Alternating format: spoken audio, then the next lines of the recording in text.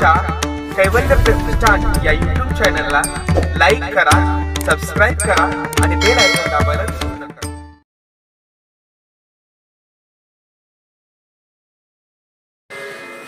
कालच्या कथेमध्ये आपण एका भगवंताच्या त्या लीलेचं चरित्र गुणानुवादन ऐकत ऐकत श्रवण करत करत व्यास महाराजांचं चरित्र, नारदजींचं चरित्र आणि राजा परीक्षितीला तो शाप लागल्याचा प्रसंग आपण काल सर्वांनी श्रवण केला। त्याचं चरित्रही आपण सर्वांनी श्रवण केलं। कारण राजा परीक्षिती हा फार त्या ठिकाणी भगवत भक्त होता। एवढा भगवत भक्त होता की त्याच्या त्या संतांच्या आणि ऋषी मुनींच्या सहवासाने, सानिध्यामध्ये, त्यांच्या मार्गदर्शनानं एवढं चांगल्या प्रकारे तो राज्यकारभार सांभाळत होता। मी काल तुम्हाला सांगून गेलो की त्या हस्तिनापुरामध्ये कोणीच असा मनुष्य त्यांच्या दरवाजाला, आपापल्या दाराला कुलूप लावत नव्हते। कारण चोरी करण्याचा प्रश्नच होत नव्हता हस्तिनापुरामध्ये। म्हणून सार्वभौम अशा प्रकारचं राज्यकारभार राजा परीक्षिती चालवत होता। राज्यकारभार चालवत असताना एके दिवशी खजिन्यामध्ये गेला। खजिन्यामध्ये पांडवांनी जो खजिना प्राप्त करून घेतलेला होता ना, या देशाकडून त्या देशाकडून सुवर्ण काय जे असेल ते हिरे, माणिक, मोती, अनेक वस्तू, साम्राज्य त्या ठिकाणी त्या खजिन्यामध्ये होत्या। आणि तो खजिन्यामध्ये गेल्यानंतर त्याला त्या खजिन्यामध्ये एक सोन्याचा मुकुट आवडला आणि त्यानं आपल्या डोक्यामध्ये तो परिधान केला। पण काय झालं, ऐका भाविक मंडळी, ऐका की तो खजिन्यातला जो मुकुट होता ना, तो जरासंध राजाचा होता। जरासंध राजाचा। जरासंध राजा हा दुष्ट प्रवृत्तीचा होता आणि त्याने वापरलेला, त्याने तो परिधान केलेला तो सोन्याचा मुकुट होता। पण काय झालं, त्याला तो आवडला, राजा परीक्षितीला तो आवडला, त्यानं आपल्या डोक्यामध्ये धारण केला। काय असतं बघा, कोणाचीही वस्तू आपण सहसा वापरली नाही पाहिजे। एखाद्यानं जर वापरलेली वस्तू असेल तर ती आपण नाही वापरली पाहिजे। कारण त्या वस्तूचे संस्कार त्याच्यामध्ये जडलेले असतात, दडलेले असतात। पण तुम्ही आम्ही व्यवहारामध्ये एखाद्यानं शर्ट चांगलं शिवलं की अरे तुझं शर्ट लय भारी आहे, मला दे ना, लगेच आपण घेतो। अरे तुझी चप्पल लय भारी आहे, मग नसला देत तर मग चोरून घेऊन जातात, चोरून नेतात। काही माणसं अहो टोपी द्या ना, टोपी, लगेच याची टोपी त्याची टोपी आपल्या डोक्यात घालतात। आमच्या महिला मंडळी आता संक्रांत झाली, शेजारने करून दागिना आणतील, हिच्याकडून दागिना आणतील, नाहीतर एखादी साडी आणतील। नवीन नवीन साड्या जर आल्या तर एकमेकीच्या साड्या त्या नेसत असतात। ठीक आहे, परंतु त्या लोकांचे संस्कार, ज्यानं ती वस्तू वापरली, ज्याने त्या वस्तूला त्या ठिकाणी यूज केलेला आहे, त्याचे संस्कार त्या वस्तूमध्ये, त्या पदार्थामध्ये दडलेले असतात। म्हणून प्रत्येकाचे संस्कार, प्रत्येकाचं आचरण हे चांगलंच असेल असं नाहीये। आणि राजा जरासंधाचं आचरण अर्थात तो दुष्ट प्रवृत्तीचा होता आणि त्याचे ते दुष्ट विचार, दुष्ट प्रवृत्ती, दुष्ट ते वाईट विचार त्या जरासंधाच्या मुकुटामध्ये होते। एखाद्या संत महात्म्याची वस्तू जर त्यानं आपल्या जीवनात साधनानिष्ठ जीवन जगत असताना जर एखादी वस्तू त्याच्या जवळ असेल आणि त्यांचा प्रसाद म्हणून आपण जर ती वस्तू वापरू, अर्थात त्यांनी जर ती आपल्याला दिली तर ठीक आहे, ती आपण वापरली पाहिजे। कारण त्या साधनेचे संस्कार, त्या साधूचे त्या ठिकाणी परमार्थाचे संस्कार त्या वस्तूमध्ये दडलेले असतात। म्हणून आपण एखाद्या संत महात्म्याच्या माध्यमातून जी प्रसादी वस्तू प्राप्त झालेली असते ती आपण वापरली पाहिजे, ती आपण घेतली पाहिजे। परंतु उगाच कोणाची तरी एखादी वस्तू घ्यायची, चांगली दिसली म्हणून, आवडली म्हणून घ्यायची, तर त्याचे ते संस्कार त्याच्यामध्ये असतात। एखाद्या महात्म्याची जर माळ असेल, महात्म्याची एखादी वस्तू असेल तर तो आपल्याला देत असेल किंवा मिळत असेल तर निश्चित त्या वस्तूचा आपण स्वीकार करावा। कारण त्या पवित्र वस्तूच्या माध्यमातून आपल्या जीवनात चांगले संस्कार मिळत असतात। म्हणून एखाद्या सत्पुरुषाचे, एखाद्या संत महात्म्याचे ते काय जे असतील, समजा कपडे असतील. पहा आमच्या भागामध्ये, औरंगाबाद जिल्ह्यामध्ये नारायण बाबा म्हणून होऊन गेले, शिवस्वरूप नारायण बाबा. गावामध्ये त्यांना बोलवायचे, शिवस्वरूप झाले ते. गावामध्ये त्यांना बोलवायचे आणि काल्याच्या दिवशी म्हणा किंवा एखादा मोठा कार्यक्रम असला तर मग त्या कार्यक्रमात त्यांना कपडे करायचे, ते कपडे परिधान करायचे आणि नंतर त्यांच्या त्या स्पर्शानं ते कपडे त्या ठिकाणी, जे कपडे होते ते कपडे त्या ठिकाणी, त्या कपड्याची हरास करायची. हरास. कोणी 1 लाख रुपयाला शर्ट घ्यायचं, कोणी त्यांचा फेटा 2 लाखाला घ्यायचं, कोणी 50,000ला त्या ठिकाणी उपरणं घ्यायचं, कोणी 1 लाखाला त्यांचं त्या ठिकाणी ते धोतर घ्यायचं. अर्थात त्यांचा तो प्रसाद, त्यांचा स्पर्श झालेला त्या वस्तूला, अर्थात त्यांच्या त्या कपड्याची हराशी व्हायची. फार त्या ठिकाणी भाग्यवान समजायचे लोक, भाविक मंडळी, की बाबांचा प्रसाद अर्थात या उपरण्याच्या माध्यमातून आपल्याला मिळतोय. बाबांचा फेटा आपल्याला आपल्या घरामध्ये वास्तव्याला मिळतोय, आपल्या घरामध्ये त्या ठिकाणी राहणार आहे. मग 1 लाख रुपये लागू द्या, 50,000 लागू द्या, अशी त्या कपड्याची हराशी व्हायची. 2-2, 4-4 लाख रुपये त्या कपड्याची व्हायची. तुमच्या आमच्या कपड्याची होईल का हो हराशी? नाही होणार. का? तेवढी साधना नाही तुमची आमची. तुमचे आमचे वाईट विचार, संस्कार परमार्थाचे त्या ठिकाणी नाहीयेत. अर्थात याची टोपी त्याच्या डोक्यावर, त्याची टोपी याच्या डोक्यावर, सगळ्याच्याच टोप्या आपल्या डोक्यावर, असं तुमचं आमचं त्या ठिकाणी संसारामध्ये पाय खेचण्याचं काम चालू आहे. ईर्ष्या, द्वेष, मत्सर या सर्व आपल्या अंतःकरणामध्ये या गोष्टी दडलेल्या आहेत.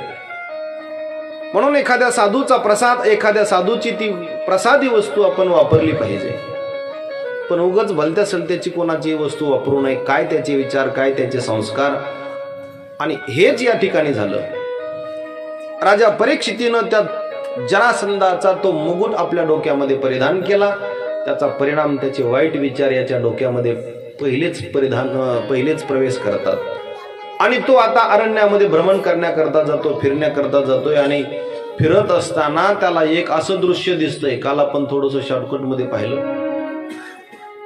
असं एक दृश्य त्याला घनदाट जंगलामध्ये पाहायला मिळालं की एक बैल होता, बैल. आणि तो बैल, त्याला एकच पाय राहिला होता. आणि तो एक राहिलेला पाय तोही तोडण्यासाठी एक धिप्पाड अशा प्रकारचा पुरुष, फार मोठा भयंकर स्वरूपाचा, अकराळ विकराळ अशा प्रकारचा तो एक पुरुष, हातामध्ये तलवार आहे आणि धावत पळत जाऊन त्या बैलाचा तो पाय तोडणार. तेवढ्यात राजा परीक्षितीचं त्या ठिकाणी आगमन झालं. राजा परीक्षितीने हे दृश्य पाहिलं आणि राजा परीक्षितीनं जोरात आवाज दिला, थांब, कोण आहेस? का बरं या बैलाचा पाय तोडतोस म्हणे? काय केलं या बैलानं? राजा परीक्षितीचा आवाज ऐकल्याबरोबर तो पुरुष 2-4 पावलं मागे सरकला, हातातली तलवार खाली टाकून दिली. बाबा माफ करा, महाराज माफ करा, मी तुमच्या समोर हात जोडून उभा आहे. त्याला माहिती होतं फार मोठा पराक्रमी शूरवीर राजा परीक्षिती आहे, त्याच्या समोर आपण हे वाईट कृत्य नाही केलं पाहिजे असं त्याच्या मनामध्ये भावना निर्माण झाली. मागं सरकला आणि हात जोडले आणि क्षमा मागतोय. पांडवांचे शब्द त्याला आठवले. युधिष्ठिर महाराजांनी जाता जाता सांगितलं होतं, अरे राजा, अरे परीक्षिती, शत्रू जरी असला पण तो जर आपल्या समोर हात जोडून माफी मागत असेल तर त्याला आपण एकदा माफ करावं. ठीक आहे, माझ्या बाबांच्या नियमानुसार मी तुला माफ करतो म्हणे, तुला सोडून देतो, परंतु माझ्या या राज्यामध्ये तू राहायचं नाहीस. कोण होता हो तो? सांगतो तुम्हाला. तो पुरुष कोण होता आणि जो बैल होता तो बैलही कोण होता सांगतो. जो बैल होता ना तो सामान्य बैल नव्हता, तो धर्मरूपी बैल होता. धर्म. जसे बैलाला 4 पाय असतात ना, तसे धर्माला सुद्धा 4 पाय असतात. बैलाच्या रूपामध्ये तो धर्म त्या ठिकाणी उभा होता. आणि प्रत्येक युगायुगामध्ये त्या ठिकाणी एक पाय त्या धर्माचा नष्ट झाला.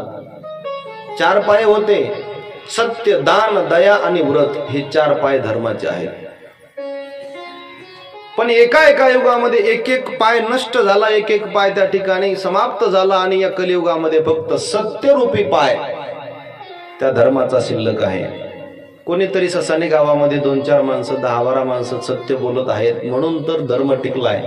कोणीतरी या जगतामध्ये कोणीतरी साधू संत बोटावर मोजणे इतके संत महात्मे खरं बोलतात, सत्य बोलतात. हरिश्चंद्राच्या सारखं त्या ठिकाणी आपल्या सत्यरूपी आचरणानं त्या ठिकाणी तो धर्म टिकून ठेवलेला आहे. अर्थात म्हणून तो एकच पाय राहिलेला आहे आणि तोही एक पाय तोडण्यासाठी तो जो पुरुष होता ना तो कोण होता? तो अधर्म होता. अधर्म कलीच्या रूपात तो अधर्म त्या ठिकाणी प्रगट झाला होता आणि त्या अधर्माला त्या कलीला राजा परीक्षितीनं सांगितलं, जा माझ्या राज्यात राहू नको. हात जोडले, बाबा तुमच्या राज्यात राहू नको तर मग नेमकं कुठं राहू? कारण हे सगळं राज्य तुमचंच आहे. समस्त राज्याचे तुम्ही राजे आहात. सार्वभौम राज्य हे सर्व तुमचंच आहे बाबा. अहो एखादी जागा तरी मला राहण्याकरता द्या ना. तेव्हा राजा परीक्षितीच्या तोंडावाटे शब्द बाहेर पडले, जा. द्यूतम पानम, द्यूतामध्ये जाऊन राहा. द्यूतामध्ये द्यूतम पानम स्त्रियः शूना यत्र अधर्माश्चतुर्विधः. जा या 4 जागेवर तू जाऊन राहा म्हणे. द्यूत खेळणाऱ्यामध्ये जाऊन राहा. पानम म्हणजे मदिरा प्राशन करणाऱ्यामध्ये तू जाऊन राहा. स्त्रियः शूना यत्र अधर्माश्चतुर्विध, व्यभिचार करणाऱ्यामध्ये जाऊन राहा आणि हिंसा करणाऱ्यामध्ये जाऊन राहा. मला सांगा सज्जन हो, चांगले लोक पत्ते खेळतात का हो? द्यूत खेळतात का? नाही. अर्थात जे खेळतात का त्यांच्यामध्ये अधर्मानं वास्तव्य केलेलं आहे असं म्हणावं आपण. पत्ते खेळतात ना, पत्ते 52 पानाचं पुराण आपल्याकडे चालतं ना. चालतं प्रत्येक गावागावामध्ये चालतं. अर्थात द्यूत आपल्या भाषेमध्ये पत्ते, जे पत्ते खेळतात ना असं समजायचं त्यांच्यात कलीनं वास्तव्य केलेलं आहे. अधर्म त्यांच्यामध्ये प्रवेश करतोय म्हणून त्या द्यूतामध्ये कलीचं वास्तव्य आहे. जे मदिरा प्राशन करतात त्या मदिरा प्राशन करणाऱ्यामध्ये तो कली राहतो, अधर्म राहतो. व्यभिचार करणाऱ्यामध्ये अधर्म राहतो सज्जनाओ. हिंसा करणाऱ्यामध्ये तो अधर्म राहतो. अशी 4 ठिकाणं त्या कलीला राहण्याकरता दिले. कलीनं ते त्या जागा स्वीकारल्या पण पुन्हा हात जोडले. राजा, अरे हे सगळे वाईट काम आहेत. चांगले माणसं द्यूत खेळत नाहीयेत, चांगले माणसं मदिरा प्राशन करत नाहीयेत, व्यभिचार करत नाहीयेत, हिंसा करत नाहीयेत. अरे एखादी तरी चांगली जागा मला राहण्याकरता दे ना. हे सगळे वाईटच काम आहेत. ठीक आहे, या वाईट कामामध्ये मी जाऊन राहतो पण एखादी तरी मला चांगली जागा राहण्याकरता दे. तेव्हा राजा परीक्षितीच्या तोंडावाटे शब्द बाहेर पडले, दया आली आणि राजा परीक्षितीनं सांगितलं, जा सोन्यामध्ये सुद्धा तो राहू शकतो. आता सोन्यामध्ये राहू शकतो म्हटल्यावर त्यानं मागचा पुढचा काहीच विचार न करता त्या अधर्मानं त्या कलीनं या राजा परीक्षितीच्या डोक्यावर मुकुट होता. मुकुट कशाचा होता? सोन्याचाच होता. आणि तो दुष्ट जरासंधाचा होता. अगोदरच तो जरासंधाचा होता. त्याचे वाईट विचार याच्या डोक्यामध्ये त्या मुकुटाच्या माध्यमातून प्रवेश करतात आणि त्यातल्या त्यात पुन्हा हा सोन्याचा मुकुट असल्यामुळं सोन्यामध्ये राहण्याचं या राजा परीक्षितीनं सांगितल्यामुळं हा इकडं तिकडं गेला नाही, डायरेक्ट मुकुटात त्या सोन्यात जाऊन बसला. आणि मुकुटात गेल्यामुळं अर्थात त्या डोक्यावरती तो अधर्म प्रविष्ट झाल्यामुळं काय झालं? राजा परीक्षितीची बुद्धी भ्रष्ट झाली, भ्रमित झाला. तो काय करावं त्याला सुधरत नाही, काय करावं त्याला सुचत नाही सज्जनाओ. आणि असाच घनदाट जंगलामध्ये धावत पळत भुकेनं व्याकुळ झालेला आहे, तहान लागलेली आहे, व्याकुळ झालेला आहे, फार उद्विग्न झालेला आहे, पाणी शोधत आहे. एखाद्या झाडावर फळ सुद्धा त्याला खायला मिळत नाही, भ्रमिष्ट झाला. जरी फळं दिसत असले आहेत झाडाला तरी सुद्धा त्याला दिसत नाहीयेत. अर्थात काय करावं काही त्याला सुचत नाही. कलीनं डोक्यामध्ये वास्तव्य केलं, कलीनं. म्हणून कली डोक्यात घुसल्यावर काय होईल काय सांगता येत नाही. होत्याचं नव्हतं झाल्याशिवाय राहणार नाही. पहा तुम्ही, बरेच चांगली माणसं डोक्यात कली घुसल्यावर काय करतात हे तुम्ही आम्ही सर्व या कलियुगात या सध्याच्या व्यवहारात पाहून आहोत. किती वाईट त्यांचं त्या ठिकाणी ते कृत्य असतं. पहा तुम्ही, डोक्यात जर अधर्म घुसला, कली घुसला, अहो पेपरला टीव्हीला तुम्ही आम्ही बातम्या पाहतो, एकाच घरात एकाच घरामध्ये तो सद्ग्रस्त अर्थात तो मनुष्य स्वतःही मरतो आणि सगळ्यालाच मारून टाकतो. कधी कधी विष पाजून मारतात, तर कधी फाशी देऊन मारतो, तर कधी काय करतो, तर कधी काय करतो. अर्थात अधर्म डोक्यामध्ये घुसल्यावर माणूस काय करेल काही सांगता येत नाही. आणि असाच अधर्म राजा परीक्षितीच्या डोक्यामध्ये बुद्धीमध्ये प्रवेश करतो आणि राजा परीक्षिती आता व्याकुळ झालेला आहे. चालता चालता घनदाट जंगलामध्ये एका स्वामीचा आश्रम दिसला आणि तो स्वामीचा आश्रम होता शमीक ऋषीचा. शमीक ऋषी समाधीस्थ होते आणि समाधीमध्ये असताना शमीक ऋषी त्यांच्या समोर राजा परीक्षिती जातोय, भुकेनं व्याकुळ झालेला आहे. ओ महात्मा जी, मुझे प्यास लगी है. ओ बाबा, मुझे भूख लगी है, कुछ खाने के लिए दे दो. ओ स्वामी जी, मुझे प्यास लगी है, मुझे पानी पीने के लिए दे दो. मैं हस्तिनापुर का राजा, मेरा नाम राजा परीक्षिती, मैं आपके द्वार पे खड़ा हूं, मेरा स्वागत कीजिए.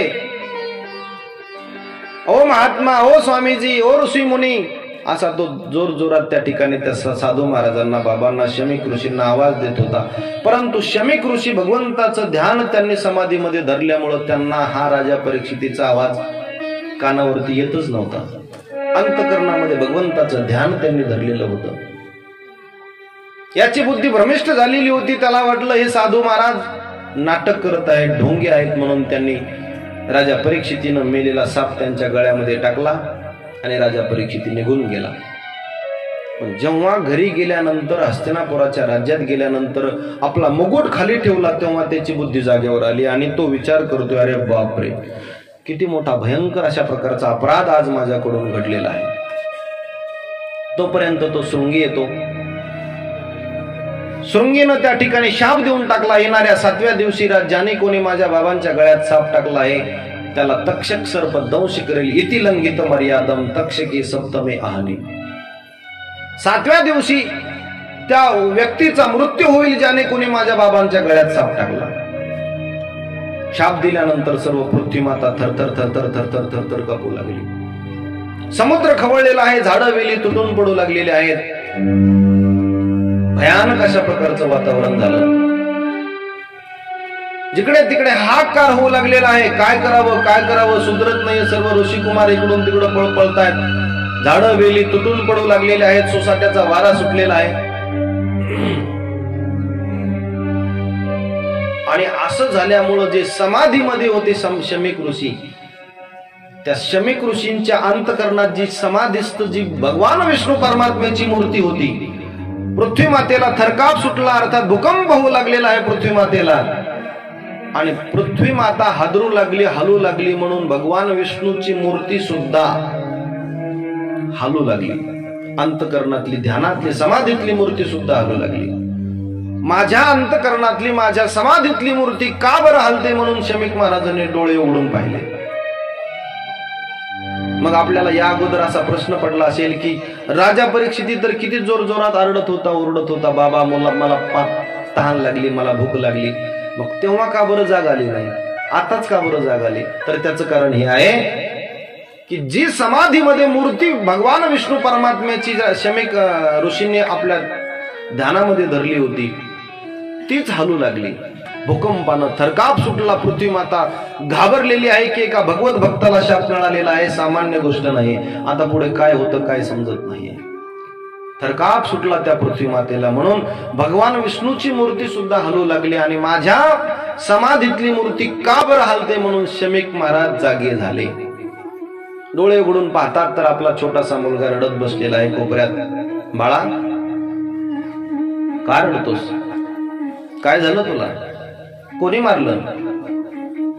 भूक तर लागली नाही ना तुला? ताण तर लागली नाही ना?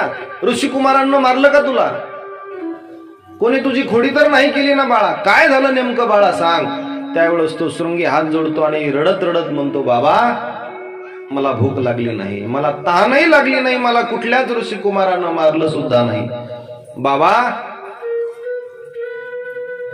अहो तुमच्या गळ्यात कोणीतरी मेलेला साप टाकलेला आहे आणि तो मेलेला साप पाहून मला फार वाईट वाटलं, परंतु बाबा त्यामुळे मी रडत आहे. परंतु बाबा जाऊ द्या, तुम्ही काळजी करू नका, तुम्ही टेन्शन घेऊ नका, तुम्ही चिंताच करू नका. बाबा येणाऱ्या 7व्या दिवशी तो मनुष्य मरण पावेल. ज्याने कोणी तुमच्या गळ्यात साप टाकला ना तो मृत्यूला प्राप्त होईल म्हणे. तुम्ही काळजीच करू नका. तुम्ही तुमची समाधीमध्ये तुम्ही तुमचं ध्यान धरा, तुम्ही तुमचा आनंद घ्या, तुम्ही तुमच्या नामचिंतनाचा त्या ठिकाणी गोड अशा प्रकारे तुम्ही त्या नामस्मरणामध्ये तुम्ही तल्लीन राहा. तुम्ही टेन्शन घेऊ नका. पहा, तुम्ही एखाद्याच्या जर वडिलांना एक मुला देखत किंवा मुलाच्या माघारी जर एखाद्याच्या वडिलाला किंवा एखाद्या ज्येष्ठ बाबाला जर काही एखादं आडी अडचण आली किंवा जर काही त्यांच्यावर संकट आलं तर तो मुलगा धावत पळत जात असतो. बाबा फक्त सांगा काय करू. बाबा तुम्ही टेन्शन घेऊ नका, मी आहे ना. अहो मी कशासाठी आहे, आपलं सर्व वाडा कशासाठी आहे, आपल्या घरातले लोक कशासाठी आहेत, तुम्ही टेन्शन घेऊ नका असे मुलं आधार देतात. परंतु ज्या शमीक ऋषीला तो शृंगी सांगत होता, मुलगा सांगत होता, ते शमीक ऋषी त्या ठिकाणी वितराग पुरुष होते, आत्मचिंतनामध्ये मग्न होते. महाराज त्यांना कशाचं टेन्शन, मेलेला साप टाकला काय किंवा जिवंत टाकला काय, आत्मचिंतनामध्ये असणारे ते शमीक ऋषी. कळाली बातमी, ऋषिकुमारांनी बातमी सांगितली, बाबा आपल्या आश्रमामध्ये एक फार देहानं सुंदर असलेला भरजरी वस्त्र परिधान केलेले राजाचे अलंकार त्याच्या अंगावरती होते, सोन्याचा मुकुट डोक्यावरती होता. आणि तो व्यक्ती, तो सत्पुरुष आपल्या दारासमोर आला, आपल्या आश्रमात आला. तो तुम्हाला आवाज देत होता, बाबा परंतु तुम्ही समाधीमध्ये असल्यामुळे तुम्ही जागे झाले नाही. त्याचा परिणाम त्याला वाईट वाटला आणि त्याने मेलेला साप तुमच्या गळ्यात टाकला म्हणे. या हावभावानुसार अर्थात या सर्व गोष्टी सांगितल्यानंतर शमीक ऋषीला समजलं की हा राजा परीक्षितच होता. म्हणून शृंगीला सांगितलं, बाळा हे तू चांगलं केलं नाहीस. अरे तो आपल्या देशाचा राजा आहे आणि राजाचं त्या ठिकाणी आपण आदर आतिथ्य केलं पाहिजे. अरे त्या राजा परीक्षितीमुळेच तर आपण या घनदाट जंगलामध्ये एवढ्या आनंदानं देवाचं भजन करत आहोत. तोच तर आपला सांभाळ करतोय, तोच तर आपल्याला धान्य पुरवतोय, तोच तर आपल्याला त्या ठिकाणी या घनदाट जंगलामध्ये आपलं संरक्षण करण्याकरता सैन्याला पाठवतोय. त्याच्याच त्या नियोजनानं, त्याच्या सहकार्यानं आपण भगवंताचं नामचिंतन या घनदाट जंगलामध्ये करत आहोत. शृंगी बाळा हे तू चांगलं केलं नाहीस. आणि शृंगी तुला दुसरी गोष्ट सांगतो, तुला शास्त्र असं सांगतो की आपण साधू आहोत, आपण ऋषी आहोत, आपण संत आहोत. आणि संतांचं लक्षण हे नाही बाळा, साधूचं लक्षण हे नाहीये. किती जरी जगाने आपल्याला त्रास दिला ना बाळा, तर संतांचं लक्षण हे आहे की त्याच्यावरती दया करणं, त्याला क्षमा करणं, त्याला माफ करणं, हे खरं संतांचं लक्षण आहे. ते क्षया करुणया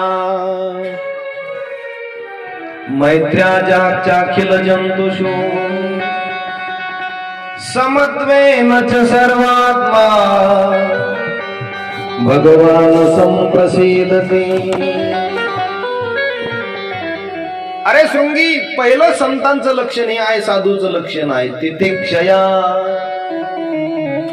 साधूच्या अंतकरणामध्ये तितिक्षा असली पाहिजे. किती जरी कष्ट झाले, किती जरी दुःख झालं, तर ते कष्ट दुःखा वाचून सहन करण्याची ताकद आपल्या अंतकरणात असली पाहिजे. त्यांना संत म्हणावं. देह कष्टविती परोपकारे, जगाच्या कल्याणा संतांच्या विभूती, संतांचं जीवन वैभव त्या ठिकाणी परोपकार ते करता असता. अर्थात नवे नवे देहाला किती जरी कष्ट झाले, देहाला किती जरी झिजवलं, तर ते जगाच्या कल्याणाकरताच संत महात्मे आपल्या देहाला झिजवतात. येतो हिताचा कळवळा. संतांच्या अंतकरणामध्ये दया असते, संतांच्या अंतकरणामध्ये क्षमाशील भावना संतांच्या अंतकरणामध्ये असते. आणि त्यांनाच संत म्हणतात. फार गोड गोड प्रमाण आपल्याला पाहता येतील. मुक्ताबाई ताटीच्या अभंगामध्ये म्हणतात, संत तोचे जाना जगे, संत तोचे जाना जगे, तोची जाना जगे,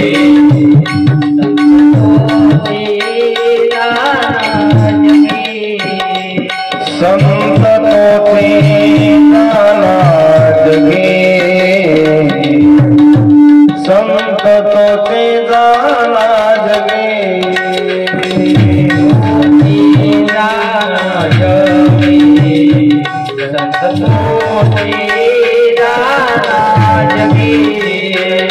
हरि दया क्षमा हरि दया क्षमा जाते अंगे संतों की संतों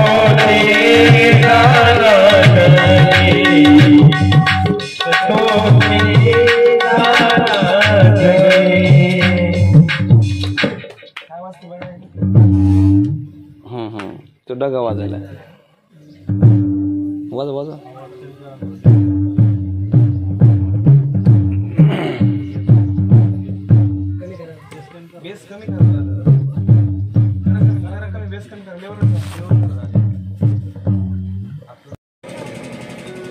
गोपाल कृष्ण भगवान की तितिक्षया करुणया मैत्राच्या खिल जंतुषो समत्वेन च सर्वात्मा भगवान संप्रसीदति भगवान संप्रसीदति साधूचं लक्षण या श्लोकामधून शमीक ऋषी आपल्या मुलाला शृंगीला सांगतात संतांच्या अंतःकरणामध्ये तितिक्षा असली पाहिजे, समत्व भाव असला पाहिजे. किती जरी जगाने कष्ट दिले तरी ते कष्ट सहन करण्याची ताकद ज्यांच्यामध्ये असते त्यांना साधू म्हणावं, त्यांना संत म्हणावं. ज्या शांती ब्रह्म एकनाथ महाराजांच्या पवित्र सानिध्यामध्ये गेल्या अनेक वर्षापासून आम्ही राहत आहोत. अर्थात त्या शांती ब्रह्म एकनाथ महाराजांचं चरित्र आपल्याला माहिती असेल. माझ्या नाथ महाराजांच्या अंगावर तो यवन थुंकला. काय खाऊन थुंकला हो? पान खाऊन थुंकला. ऐकलं असेल आपण. आणि होता होईल तेवढं जास्तीत जास्त नाथांचं चरित्र मी तुम्हाला सांगण्याचा प्रयत्न करणार आहे. आपण सर्व फार पैठण आणि आपलं गाव फार दूर आहे, जवळजवळ 400-450 किलोमीटरचं अंतर आहे. आळंदी तर त्याच्यापेक्षा आपलं दूर आहे. पंढरपूर हे आपल्याला सर्वच पैठण, आळंदी, देहू, पंढरपूर हे दूर आहेत. म्हणून आपलं वर्षातून एकदाच जाणं होत असेल, परंतु आम्ही पैठणमध्ये राहतो. अर्थात थोडंसं सानिध्य नाथांचं आमच्या जीवनात आम्हाला मिळालेलं आहे. नाथांची कृपादृष्टी, नाथांचं त्या ठिकाणी दर्शन आपल्या जीवनात होत आहे. यापेक्षा आणखीन कुठलं भाग्य आहे? अर्थात माझ्या नाथ महाराजांच्या अंगावर तो यवन थुंकला सज्जन हो. काय खाऊन थुंकला? पान खाऊन थुंकला. पान खाऊन. नाथांनी गोदावरी मातेचं, गंगा मातेचं स्नान करून आपल्या घराकडं त्या ठिकाणी जावं देवपूजा करण्याकरता सकाळी सकाळी, की त्या यवनानं शांती ब्रह्म एकनाथ महाराज समोरून आले की नाथांच्या अंगावर पिचकारी मारावी, थुंकावं.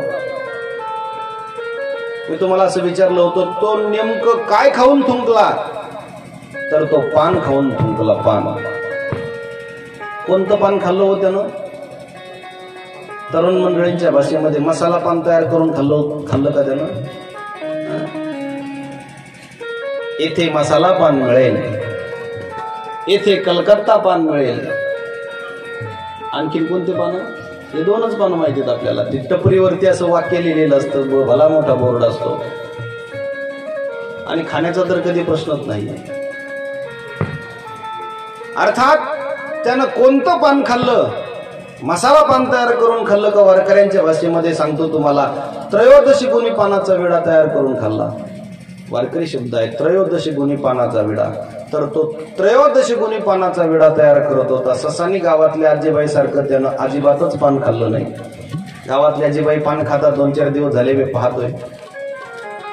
गावातली आजी किती पानं घेते हो खाण्याकरता? राहुल दादा, दोन दोन, एक सुद्धा नाही, एकातलं सुद्धा असं बारीक बारीक 2-4 तुकडे एकाचे करतात आणि असं एक बारीक तुकडा आपल्या मांडीवरती ठेवायचा. नाटी असते आमच्याकडं, नाट्या नेसतात महिला मंडळी, आजीबाई. इकडं कोणीच नाटी नेसत नाही, ती सुती नाटी असते बघा.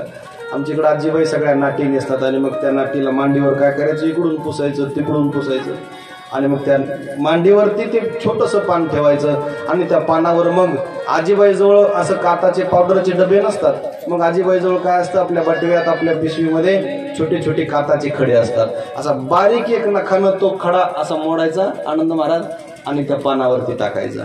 बरं, आजीबाईजवळ चुन्याची डबी जी असते ना, त्याच्यातून असा एक नखाला थोडासा चुना घेतात आणि मग त्या पानाला लावतात.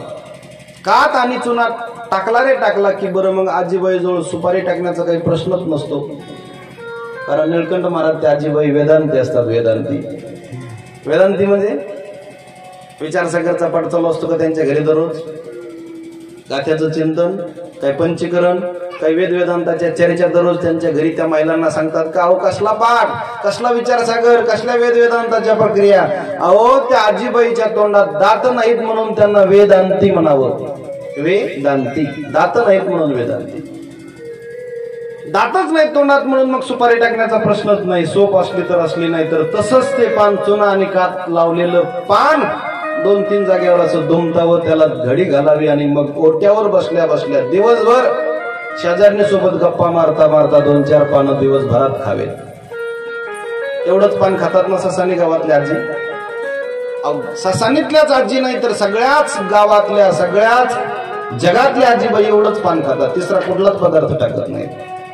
मग असंच एवढंच पान खात होता का तो जेवण नाही सज्जनाहो. त्रयोदशी गुणी पानाचा विडा तयार करत होता, मसाला पान तयार करून तो खात होता. आणि नाथ महाराज गंगेचं स्नान करून आपल्या देवघराकडे पूजा करण्याकरता सुचिरभूत होऊन चालले की नाथांच्या अंगावर त्यानं ते पान खाल्लेलं थुंकावं. किती वेळेस थुंकला तो? 108 वेळेस थुंकला, 108 वेळेस. बरं, 108 वेळेस पान खाल्ल्यानंतर नाथ महाराजांनी त्याला बोलायला पाहिजे होतं, त्याला ग्रामतंटा मुक्ती अध्यक्षाकडे घेऊन जायला पाहिजे होतं. असतात ना प्रत्येक गावागावामध्ये ग्रामतंटा मुक्ती अध्यक्ष. त्याला पोलीस पाटलाकडे घेऊन जायला पाहिजे होतं, त्याला एखाद्या नेत्याकडे घेऊन जायला पाहिजे होतं, पोलीस स्टेशनला त्याची फिर्याद द्यायला पाहिजे होती, कोर्टामध्ये त्याची याचिका दाखल करायला पाहिजे होती की हा माझ्या अंगावर 108 वेळेस थुंकलाय. परंतु नाथ महाराज त्याला कुठंच घेऊन गेले नाही. ग्रामतंटा मुक्ती अध्यक्ष नाही, पोलीस स्टेशन नाही, कोर्टाची पायरी सुद्धा त्याला चढू दिली नाही. अर्थात काय झालं, 108 वेळेस पान खाऊन झाल्यानंतर काय झालं, त्याच्याच तोंडाला फोड आली, फोड. कारण प्रत्येकालाच पान पचतं असं नाही, प्रत्येकालाच पान खाता येतं असं नाहीये. बऱ्याच लोकांना पान खाण्याची सवय नसते, पण एखाद्या लग्नात म्हणा किंवा मग एखाद्या मित्राच्या मुलीचं कुंकू असतं बघा, कुंकुवाचा कार्यक्रम करतात ना आपल्याकडे. असा मंडप टाकतात, भला मोठा त्या ठिकाणी मंडप असतो, गाद्या टाकतात आणि मग ते तिकडचे नवरदेवाकडचे लोक येतात, जेवण वगैरे होतं, कुंकू लावण्याचा कार्यक्रम होतो. आणि जेवण झाल्यानंतर मग ते फार मोठं असं तबक असतं, तबक फुलं मोठं ताट असतं, त्या ताटामध्ये पान असतात, सुपारी असते, सोप असते, धनाडाळ असते, त्याच्यानंतर कात असतो, चुन्याची ती डबी असते, हिम्मतलाल बिडी असते, हिम्मतलाल बिडी, नांगर बिडी, हिम्मतलाल बिडी, काटा डबी, तंबाखू असते, चुन्याची डबी असते, पुन्हा काय असतं, घोटक्याच्या पुड्या असतात, ठेवतात ना.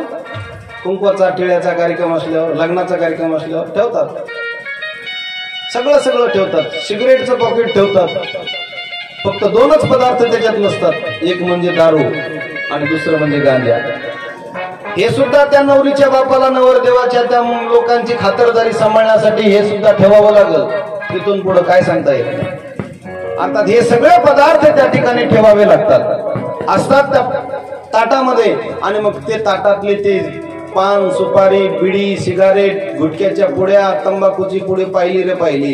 जे कधी बिडी ओढत नाही ते सुद्धा असं हात पुढं करतात, 2-4 बिड्या घेतं, खिशात घालतं. तिकडं कापूस असता येतं, हा फू फू फू करतं, बिडी सुद्धा ओढता येत नाही. दूर सुद्धा काढता येत नाही त्याला बेडीचा, पण उगाच आपलं फुकटची दिसली की हात पुढं. पंढरपूरला आपण जातो ना, पुण्याच्या पुढं दिंडी निघाली रे निघाली, सोहळा निघाला की लगेच कोणी राजगिऱ्याचे लाडू देतं, लगेच हात पुढं. कोणी केळी देतं, लगेच हात पुढं. कोणी सफरचंद देतं, लगेच हात पुढं. कोणी ते खजूर देतं, पेंड खजूर देतं, लगेच हात पुढं. कशालाही हात पुढं करतात. फुकटचं दिसलं की घेतलंच. बिस्किटचे पुढे घेतलेच अर्थात.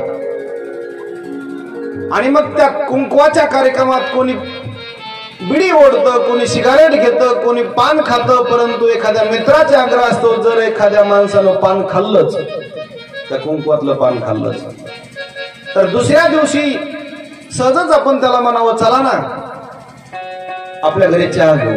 तो म्हणतो, अरे चहा काय, पाणी सुद्धा पिता येणार आहे. काल त्या कुंकवात त्या मित्राचे आग्रह असतो म्हणे, एक पान खाल्लं आणि एक पान खाल्ल्याचा परिणाम, अरे त्याच्यामध्ये कात होता, चुना होता, आणि त्या कातानं चुन्यानं काय झालं म्हणे, तोंडाला फोड आली फोड. आणि त्या तोंडाला फोड आल्यामुळं अरे चहा काय, आज पाणी सुद्धा पिता येणार म्हणे, पाणी सुद्धा पिता येणार. मग एक पान खाल्लं तर तुमची आमची हालत एवढी बेकार होते. मग त्या यवनानं एकच पान खाल्लं का हो? नाही, 108 वेळेस पान खाल्लं, 108 वेळेस पान. त्याचा परिणाम त्याच्या तोंडाचा एवढा दाह होऊ लागला, एवढा दाह होऊ लागला, तोंडाला फोड आली सज्जनाओ, तोंडातून रक्तस्राव होऊ लागला. आणि त्याला त्याचा तो दाह आता शांत बसू देत नाही. एवढा त्याला त्या ठिकाणी तो दाह होऊ लागला, एवढा त्रास त्याच्या तोंडाला होऊ लागला. 108 वेळेस पान खाऊन झाल्यानंतर धावत पळत तो नाथांच्या चरणावर नतमस्तक झाला. नाथांनी त्याला दोन्ही हाताने उचललं आणि काय केलं हो? प्रसाद देवने मुक्त केला, प्रसाद देवने मुक्त केला, हो प्रसाद देवने मुक्त केला, प्रसाद देवने मुक्त केला.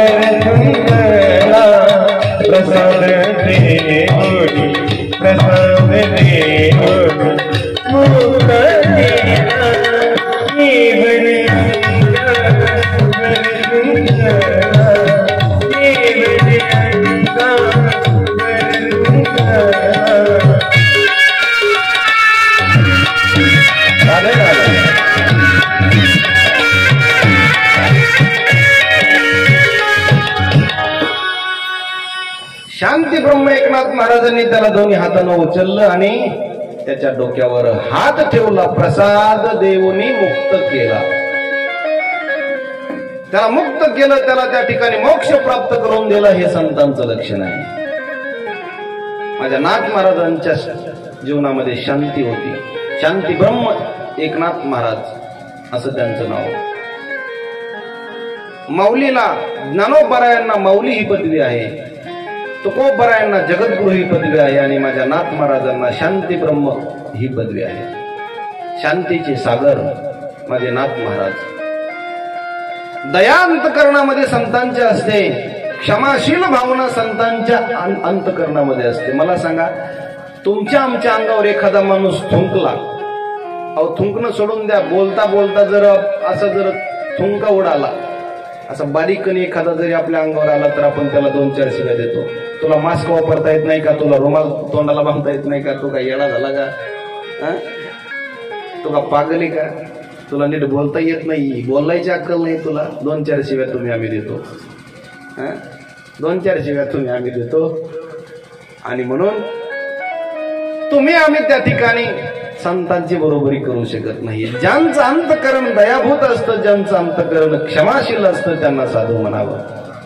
तितिक्षया करुणया मैत्र्याच्या अखिल जंतुषु गंगेमध्ये एक साधू महाराज स्नान करतच होते आणि स्नान करत असताना 10-12 फुटावर पलीकडे एक सद्ग्रस्त कपडे वाळू घालत बसलेला होता. कपडे वाळू घालत असताना त्याला वाटलं आता कपडे 10-15 मिनिटात वाळतील आणि तोपर्यंत आपण मग काय करावं. उगाच आपलं तो बसला साधू महाराज कसे स्नान करतात हे पाहू लागला. साधू महाराज गंगेमध्ये उतरले, नदीमध्ये उतरले आणि आता बुडी मारणार तेवढ्यात त्यांना समोरून त्या पाण्याच्या प्रवाहामधून एक विंचू वाहत चाललेला साधू महाराजांनी पाहिला. बरं का मुलांना, लक्षपूर्वक आहे का? काय काय वाहत चाललं होतं पाण्यातून? विंचू. वा वा वा, विंचू वाहत चालला होता. मग आता विंचू साधू महाराजांनी वाहत चाललेला साधू महाराजांनी तो विंचू पाहिला आणि आता साधू महाराजांनी त्यांचं स्नान करायला पाहिजे होतं की नाही.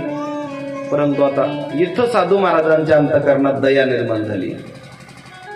अरे हा विंचू जर असाच वाहत गेला 2-5 मिनिट तर बुडेल, मरेल, मृत्यूला प्राप्त होईल. म्हणून साधू महाराजांच्या अंतःकरणात त्या विंचूबद्दल दया निर्माण झाली, क्षमाशील भावना निर्माण झाली आणि साधू महाराजांनी धावत पळत जाऊन त्या विंचूला आपल्या ओंजळीत घेतलं. आता इथं विंचवाबद्दल दया येणं चांगली गोष्ट आहे का दुःखाची गोष्ट आहे? पहा आता पुढं काय झालं. विंचू आपल्या ओंजळीत घेऊन साधू महाराज आता 2-4 पावलं काठाकडे येऊ लागले, तीराकडे येऊ लागले आणि आता तीराकडे येऊन तो विंचू ओंजळीतला टाकून देणार. पण काय झालं, 2-5 सेकंदामध्ये जे ओंजळीतलं पाणी होतं ते पाणी असं बोटाच्या सांधीमधून एक थेंब करत करत सगळंच पाणी गळून गेलं आणि आता ओंजळीमध्ये काय राहिलं? विंचूच राहिला, फक्त विंचू. पाणी सगळं गळून गेलं आणि आता विंचूच फक्त ओंजळीमध्ये राहिला आणि त्या ओंजळीचा अर्थात त्या हाताचा स्पर्श त्या विंचवाला झाला. आता विंचवाला त्या हाताचा स्पर्श झाल्यावर विंचवानं काय केलं सर्व? शुभम करोति कल्याणम आरोग्यम धन संपदा. बरं झालं बाबा, तुमची आणि माझी लहानपणी कुठंतरी शेतामध्ये जनावरच ढोरं चरत असताना गाठभेट झाली होती. दगडाखाली कधीतरी तुम्ही मला पाहिलं होतं. आता त्यानंतर इथं गंगेत तुमचं माझं दर्शन झालं. कसे आहेत मुलं, कशी तुमची साधना चालू आहे, काय करता, जेवण केलं की नाही, अशा काही चर्चा सुरू झाल्या का हो? गप्पा गोष्टी सुरू झाल्या की नाही महाराज? अहो तिथं कशाच्या गप्पा. हाताचा स्पर्श त्या विंचवाला झाल्याबरोबर त्या विंचवानं जोराची नांगी त्या साधू महाराजांच्या हाताला मारली, दंश केला त्या हाताला आणि हाताला दंश केल्यानंतर हाताला झटका बसला आणि पुन्हा तो विंचू खाली पाण्यात पडला, पुन्हा वाहत चालला. आता एकदा नांगी मारल्यानंतर पुन्हा साधू महाराजांनी पुन्हा त्या विंचवाकडे धावत पळत जायला पाहिजे को? नाही जायला पाहिजे. पण पुन्हा साधूंच्या अंतःकरणात दया निर्माण झाली. धावत पळत जाऊन पुन्हा ओंजळीत तो विंचू हातात घेतला आणि आता पुन्हा बाहेर टाकणार तेवढ्यात पाणी संपलं, हातात फक्त विंचू राहिला. पुन्हा दुसऱ्यांदा नांगी मारली, 2दा नांगी मारली, 3ऱ्या वेळेस नांगी मारली, 4थ्या वेळेस साधू महाराजांनी बाहेर टाकण्याचा प्रयत्न केला, 5 वेळेस हेच झालं. 6व्या वेळेस साधू महाराजांनी त्या विंचवाला घेतलं, बाहेर टाकणार विंचवानं नांगी मारली. 6 वेळेस झालं, 7 वेळेस झालं आणि हे सगळं पलीकडे 10-12 फुटावरती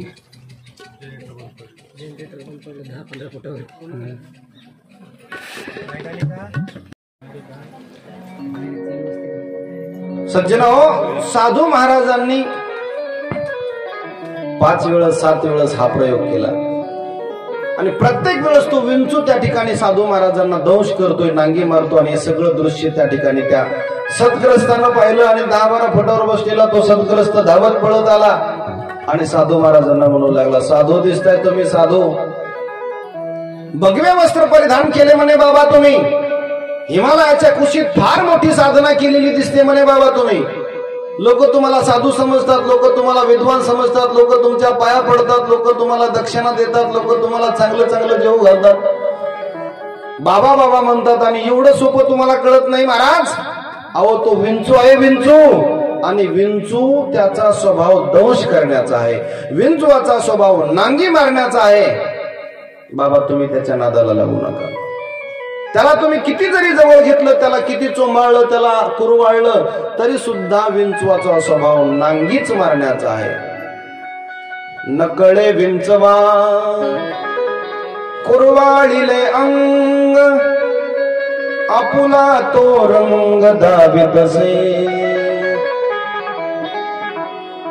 त्या विंचवाला किती जरी कुरवाळलं, किती जरी चोंबाळलं, किती जरी जवळ घेतलं तर तो त्याचा रंग, त्याचा स्वभाव दाखवल्याशिवाय राहत नाहीये. म्हणून बरेच विंचू असे असतात, त्यांना किती जवळ करा ते नांगी मारल्याशिवाय राहतच नाही, नांगीच मारतात. आता कोण विंचून कोण त्या ठिकाणी, आता नांगी कोणाची नांगी अर्थात हे तुम्ही तुमचं समजून घ्या. बरेच असे असतात, किती जवळ घ्या ते नांगीच मारणार, त्यांचा स्वभाव दाखवल्याशिवाय ते राहणारच नाही.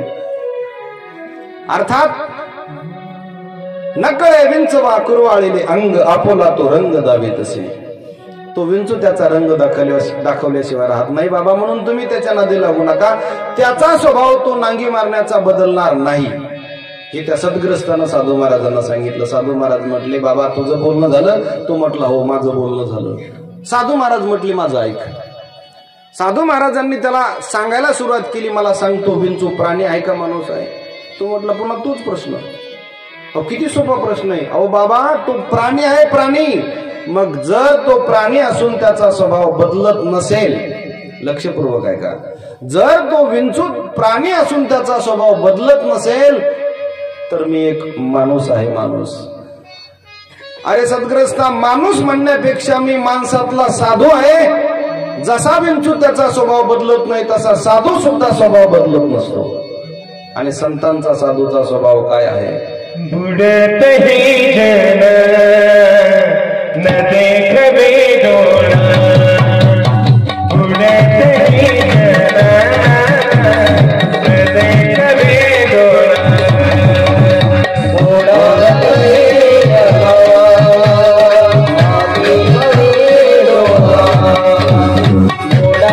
ही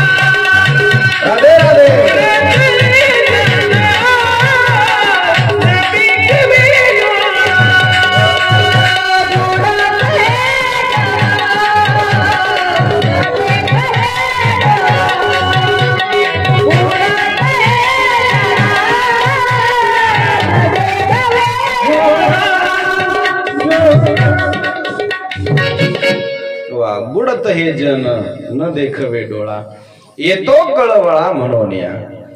संतांचं जीवन असं असतं, त्यांच्या अंतःकरणात कळवळा असतो. संतांचा स्वभाव असा आहे, हा समाज आहे, हे सर्व जनसमुदाय भवसागरामध्ये तुम्ही आम्ही पडत चाललेलो आहोत, यांना काठावर घेऊन जाण्याचं काम संत महात्मे करतात. म्हणून संतांचा हा स्वभाव आहे. अर्थात साधूच्या अंतःकरणामध्ये तितिक्षा असते, करुणाभाव असतो, मैत्रीपूर्ण भाव असतो. समत्वेनच सर्वात्मा भगवान संप्रसिद्धती, असं गोड त्या ठिकाणी संतांचं लक्षण शमीक ऋषींनी शृंगीला सांगितलं. बाळा, हे तू चांगलं केलं नाहीस, परंतु दिलेला शाप वापस घेता येत नाहीये. गौरमुख नावाच्या शिष्याला बोलवलं, जा हस्तिनापुरामध्ये जा आणि राजा परीक्षितीला जाऊन सांग, येणाऱ्या 7व्या दिवशी तू मृत्यूला प्राप्त होणार आहे, तुझ्या उद्धाराचा मार्ग तू शोधून काढ. गौरमुख नावाचा शिष्य जातो, धावत पळत जाऊन त्या ठिकाणी राजा परीक्षितीला ही बातमी सांगतो. राजा परीक्षितीला 7व्या दिवशी मी मृत्यूला प्राप्त होणार आहे हे ऐकल्यानंतर किती भीती वाटायला पाहिजे होती हो, किती भीती वाटायला पाहिजे होती. मी इथून पुढे 7व्या दिवशी मरणार आहे अशी कानावरती बातमी पडल्याबरोबर राजा परीक्षिती घाबरला नाही सज्जनो, त्याला भीती नाही वाटली. तुम्हा आम्हाला भीती वाटणार नाही का? अहो, भीती वाटायचं सोडून दे, एखादं भयानक ऍक्सिडेंटचं अर्थात ते अपघाताचं दृश्य जरी पाहिलं तरी सुद्धा आपल्याला 4 दिवस झोप लागत नाही. किंवा एखादी आई लहान बाळकाला, एखाद्या मुलाला जर म्हटली, अरे बाळ्या उन्हात मरू नको, सावलीत मर, तिचा म्हणण्याचा हेतू चांगला असतो. उन्हात जर फिरत राहिला, उन्हात जर खेळत राहिला तर तुला ताप येईल, तुझी तब्येत बिघडेल, म्हणून तू सावलीत राहा, सावलीत खेळ, असं तिला म्हणायचं असतं. परंतु ती जरा वेगळ्या शब्दात बोलत असते. अरे बाळू उन्हात मरू नको, सावलीत मर, अशी ती म्हणते. पण त्या मुलाला ते मर म्हटलेलं सहन होत नाही. तो म्हणतो मला नाही मरायचं, तूच मर, तूच मर, मला नाही मरायचं. अर्थात आगा मर हा बोलूनच हाती, मर म्हटलेलं सुद्धा लहान लहान मुलांना सुद्धा सहन होत नाहीये.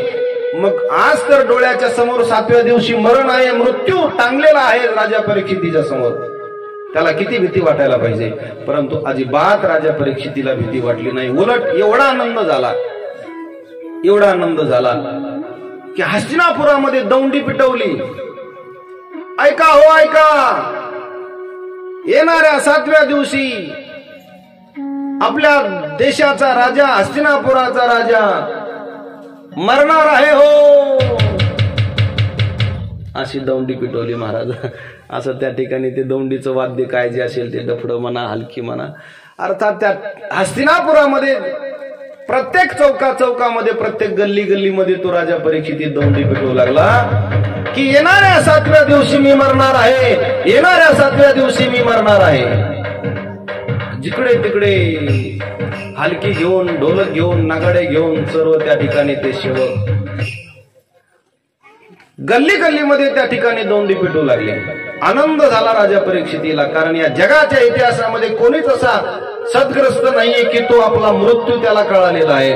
मलाच कळालेला आहे. मी सांगू शकतो छातीवर हात ठेवून की मी 7व्याच दिवशी मरणार आहे, 5व्या दिवशी नाही मरणार, 8व्या दिवशी नाही मरणार, 6व्या दिवशी सुद्धा नाही मरणार. मीच या जगतामध्ये असा व्यक्ती आहे की तो ठाम निश्चयानं सांगू शकतो की मी 7व्याच दिवशी मरणार आहे.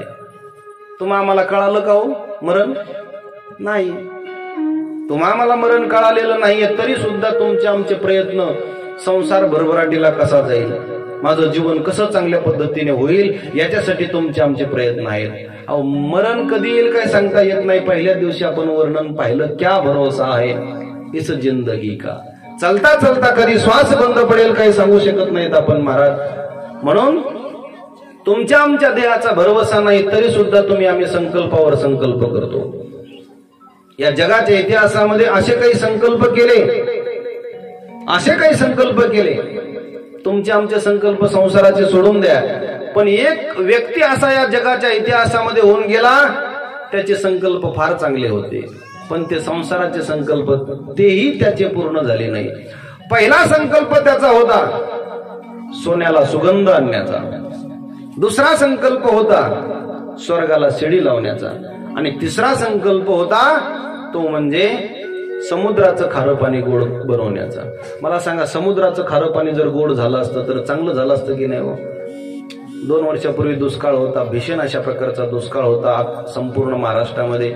दुष्काळ जाणवला असता का? नरेंद्र मोदीनं काही केलं असतं, समुद्रातून पाईपलाईन आणून टाकली असती. यवतमाळला, घाटंजीला, ससानीला, सगळ्याच गावागावात पाईपलाईन झाल्या असत्या समुद्रातून. पण समुद्रातलं पाणी वापरता येतं का आपल्याला शेतामध्ये? पिण्यासाठी सुद्धा योग्य नाही ते पाणी. अर्थात समुद्राचं खारं पाणी तो गोड बनवू नाही शकला. दुसरा संकल्प त्याचा होता तो म्हणजे स्वर्गाला शिडी लावण्याचा संकल्प. मला सांगा, जर स्वर्गाला त्या व्यक्तीनं शिडी लावली असती तर चांगलं झालं असतं की नाही? आपल्या गावामध्ये गेलेल्या पूर्वजांना, आपल्या घरातल्या लोकांना, वर गेलेल्या लोकांना, मृत्यू पावलेल्या लोकांना 7 दिवस भागवताला बोलून घेता आलं असतं की नाही हो? या आजी या, भागवत सुरू झालं. पैठणच्या महाराजाचं भागवत आहे.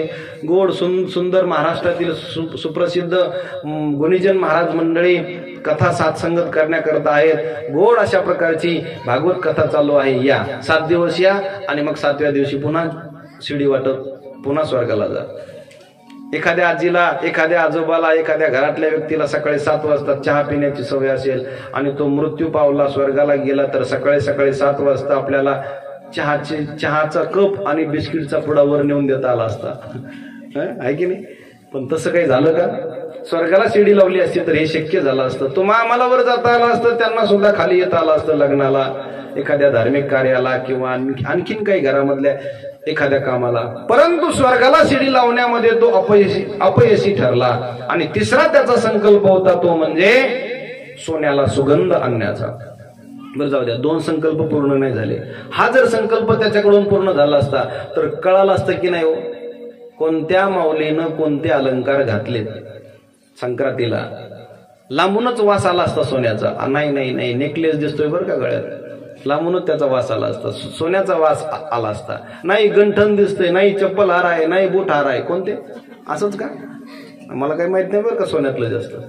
हा झुंबर आहेत, काय म्हणतात त्याला, आणखीन काय जे असेल अलंकार, भरपूर अलंकार आहेत सज्जनाओ, परंतु त्या सोन्याला सुद्धा सुगंध त्याला आणता आला नाही. येतो का सोन्याचा सुगंध? येत नाही. मग एवढं सोनं गळ्यात का घालता? हाराचा सुगंध येतो, फुलाचा सुगंध येतो, फुलाचे हार घातले पाहिजेत, मग सोन्याचा सुगंध येत नाही. तरी सुद्धा आपण 5-5, 10-10 लाखाचं अंगावरती सोनं घालतो. अर्थात सुगंध येत नाही तरी सुद्धा आपण एवढं सोनं अंगावरती घालतो. मग सुगंध आला असता तरी किती सोनं अंगावर घातलं असतं. अर्थात त्या सोन्याला सुद्धा सुगंध आणता नाही आला, समुद्राचं खारं पाणी गोड बनवता नाही आलं आणि स्वर्गाला शिडी लावण्यात अपयशी ठरला. अर्थात तो ससानी गावातला होता का हो? घाटंजीतला होता का? यवतमाळचा होता का? महाराष्ट्रातला होता का? अहो नाही, राजा रावण होता. रावण ज्याच्यात बंदी शाळेमध्ये समस्त देवी देवता बंदिस्त केलेल्या होत्या. त्यानं सर्व देवी देवता 33 कोटी देव त्यानं कारागृहामध्ये बंदिस्त केले होते. असा कोटी घरे काशा आणि तांब्याची घरं होती. सुवर्णाची 7 कोटी, कांचनाची 7 कोटी. कांचनाचे म्हणजे सोन्याचे घर त्याचे 7 कोटी होते. असा एवढा मोठा सार्वभौम अशा प्रकारचा तो राजा रावण, परंतु त्याचे संकल्प पूर्ण झाले नाहीये. अर्थात त्यालाही जावं लागलं. मग तुमचे आमचे संकल्प कसे पूर्ण होतील? नाही पूर्ण होणार सज्जनाव. म्हणून या देहाचा भरवसा नाहीये. म्हणून राजा परीक्षितीनं त्याच क्षणाला दौंडी पिटवली, सांगितलं जिकडे तिकडे की मी 7व्या दिवशी मरणार आहे. मग तिथून पुढे राज्यकारभार केला का? नाही केला सज्जनाव. सर्व अंगावरचे अलंकार वस्त्र त्या ठिकाणी भरजरी वस्त्र काढून टाकले. फक्त एक धोतर आहे, एक उपरण आपल्या गळ्यात टाकलं आणि तो राजा परीक्षिती आता गंगेच्या काठावरती एका वटवृक्षाखाली जाऊन बसला. हजारो जनसमुदायाला, हजारो साधू मुनींना ही बातमी मिळाली की आपल्या देशाच्या राजाला शाप मिळालेला आहे. आणि सर्व साधू मुनी त्या ठिकाणी आता शुकतालमध्ये त्या वटवृक्षाखाली गंगेच्या काठावरती त्या राजा परीक्षितीच्या समोर येऊन बसले. परंतु सगळेच डोकं खाजवायला लागले, नेमकं काय सांगावं याला. 7व्या दिवशी हा मरणार आहे, याला हरिपाठ म्हणायला लावायचा का, ज्ञानेश्वरी वाचायला लावायची का, ओम नमः शिवाय म्हणायला लावायचं का, नेमकं गणगणगणात बोते म्हणायला लावायचं का, नेमकं वासुदेव म्हणायला लावायचं का, रामकृष्ण हरी म्हणायला लावायचं, नेमकं कोणतं भजन, कोणती साधना याला 7 दिवसामध्ये केली म्हणजे याला मोक्ष प्राप्त होईल. नुसतं डोकं खाजवत बसले. कोणालाच काहीच कळत नाही साधू मुनींना. तेवढ्यात ज्या शुकाचार्य महाराजांना आपल्या वडिलांकडून, व्यास महाराजांकडून भागवताचं ज्ञान प्राप्त झालेलं होतं, ते समाधीमध्ये त्याचं आत्मचिंतन करत होते. त्या शुकाचार्य महाराजांच्या अंतकरणातून बाहेर आवाज आला, बाबा काय बसलात समाधीमध्ये? अहो ते पवित्र भागवत तुमच्या वडिलांकडून जे तुम्हाला मिळालेलं ज्ञान आहे ना भागवताचं, ते ज्ञान सांगण्याची वेळ आज राजा परीक्षितीच्या समोर आलेली आहे. जा उठा आणि त्याला भागवत सांगा. असा अंतकरणातून आवाज बाहेर आला. उठले. शुकाचार्य महाराज उठतात आणि त्या राजा परीक्षितीच्या समोर जाऊन बसतात. गेले काय त्यांचा वेश आहे? अलक्षलिंगो निज लाभ तुष्टो मृतश्च बालेर अवधूत वेश. अवधूत वेशामध्ये फक्त एकच कोपिन, एकच लंगोटी आपल्या अंगावरती आहे आणि अशा अवधूत वेशामध्ये असणारे शुकाचार्य महाराज एक एक पाऊल पुढे चालत चालत त्या ठिकाणी आता त्या शुकतालमध्ये ज्या झाडाखाली राजा परीक्षिती बसलेला आहे त्या ठिकाणी शुकाचार्य महाराजांचं आगमन होतंय. आणि शुकाचार्य महाराजांचं आगमन झाल्यानंतर सर्वच ऋषी मुनी साधू संत त्या ठिकाणी उठून उभे राहतात. राजा परीक्षिती उठून उभा राहतो, हात जोडतो, त्यांना आसन देतो बसण्याकरता आणि त्यांची आता तो त्या ठिकाणी स्तुती करतोय, नमन करतोय. सर्वांनी एकदा शुकाचार्य महाराजांची स्तुती करायची आहे, नमन करायचं आहे. सर्वांनी एकदा प्रेमानं भजन करा। हरि की कथा सुनाने वाले, प्रभु दर्श कराने वाले, हरि की कथा सुनाने वाले, हरि दर्श कराने वाले, तुमको लाखों प्रणाम, तुमको लाखों प्रणाम, तुमको लाखों प्रणाम, तुमको लाखों प्रणाम। हरि कथा सुनाने वाले, हरि नाम सुनाने वाले, हरि कथा सुनाने वाले, हरि नाम सुनाने वाले, तुमको लाखों प्रणाम, तुमको लाखों प्रणाम, तुमको लाखों प्रणाम, तुमको लाखों प्रणाम। जय हो। हरि हरि रहे थे बंदने, पलकों बैठे थे तकने, भूल रहे थे बंदने, पलकों बैठे थे तकने, भूल रहे थे बंदने, पलकों बैठे थे तकने। प्रभु राह बताने वाले, राज बताने वाले, प्रभु राह बताने वाले, राज बताने वाले, तुमको लाखों प्रणाम, तुमको लाखों प्रणाम, तुमको लाखों प्रणाम, तुमको लाखों प्रणाम, तुमको लाखों प्रणाम, तुमको लाखों प्रणाम, तुमको लाखों प्रणाम, तुमको लाखों प्रणाम। जय हो। राधे राधे। ताली ताली।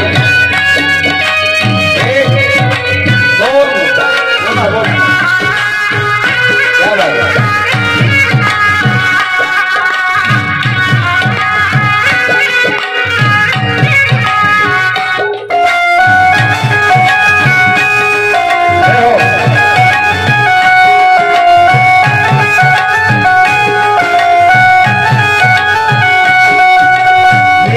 विश्वा प्याला चार है नियम के वाला, हम लेकर विश्वा प्याला चार है नियम के वाला, लेकर विश्वा प्याला चार है नियम के वाला, लेकर विश्वा प्याला चार है नियम के वाला। पान कराने वाले, प्रभु सुधा पिलाने वाले, अमृत पान कराने वाले, प्रभु सुधा पिलाने वाले, तुमको लाखों प्रणाम, तुमको लाखों प्रणाम, तुमको लाखों प्रणाम, तुमको लाखों प्रणाम, तुमको लाखों प्रणाम, तुमको लाखों प्रणाम, तुमको लाखों प्रणाम, तुमको लाखों प्रणाम।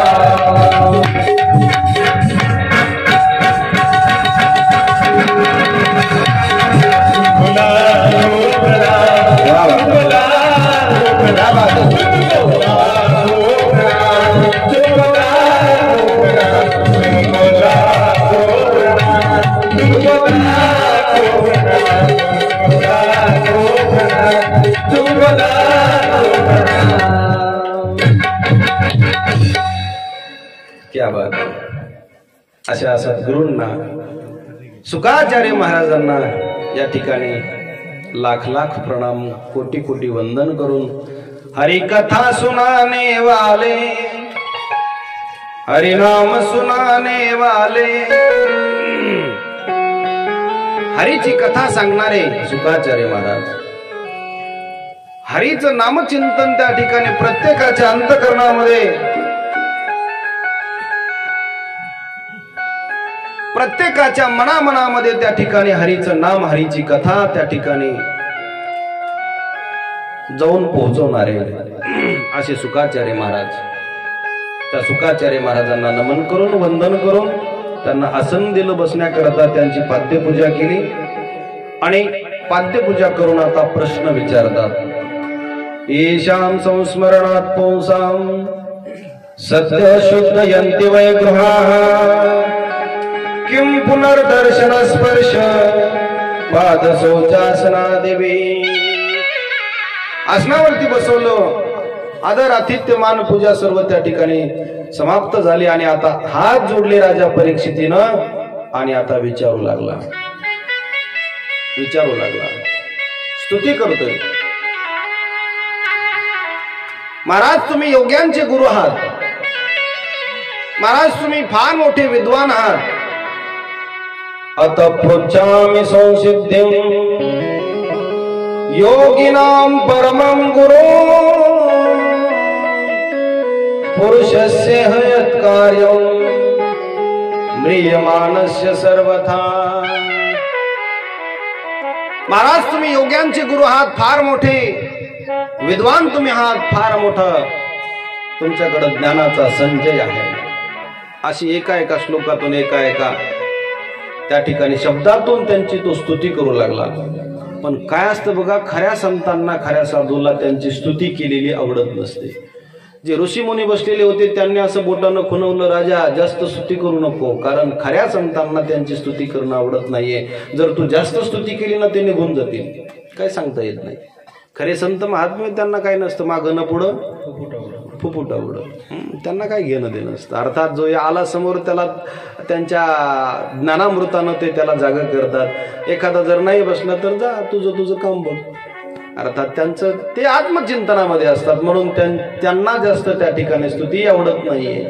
माऊली ज्ञानोबराय म्हणतात, स्वकीर्ती कानीनं ऐकावी.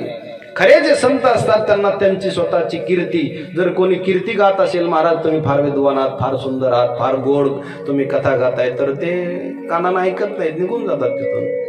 मग पूज्यता केवी देखावी, मग पूजा मान सन्मान तर वेगळाच. अर्थात हे खरं संतांचं लक्षण आहे.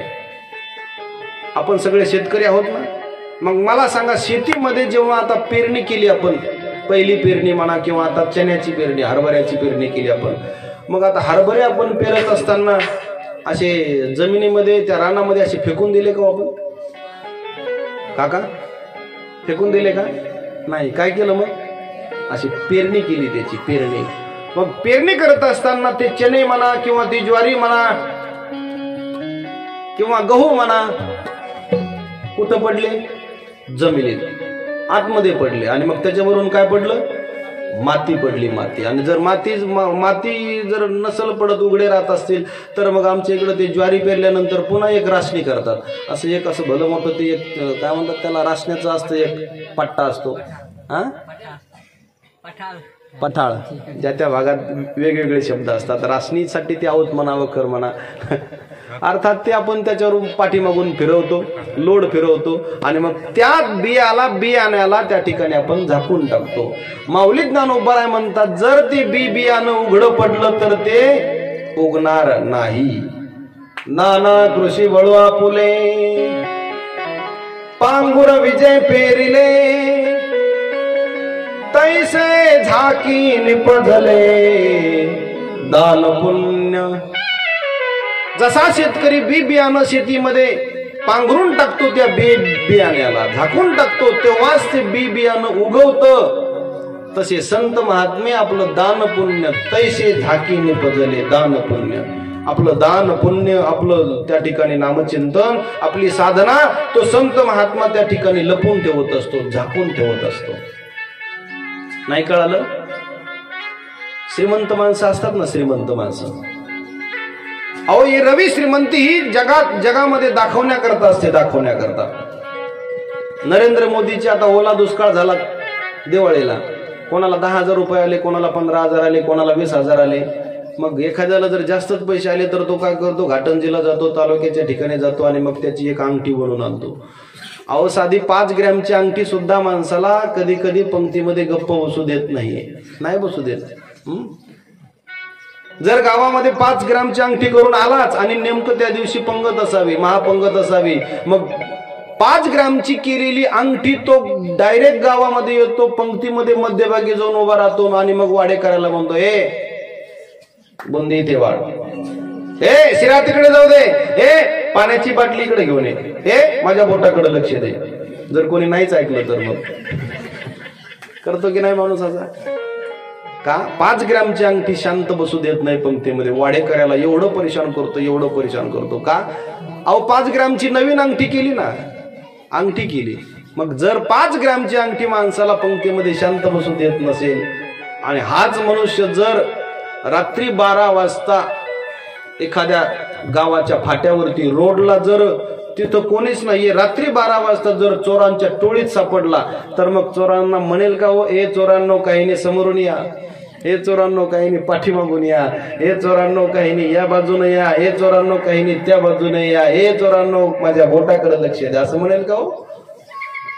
नाही म्हणणार, नाही म्हणणार. लगेच तो चोर दिसल्याबरोबर आपल्या बोटातली अंगठी काढल, बोटात तरी टाकल, कोटात तरी टाकल, फेटा असला तर फेट्यात टाकल, नाही तर पोटात तरी गिळून घेईल, पण चोराला ती अंगठी दाखवणार नाही. मग मला सांगा श्रीमंत नाही का? नाही आहे, श्रीमंत आहे. दुपारी पंक्तीमध्ये तो लोकांना वाडेकऱ्यांना शांत बसू देत नव्हता.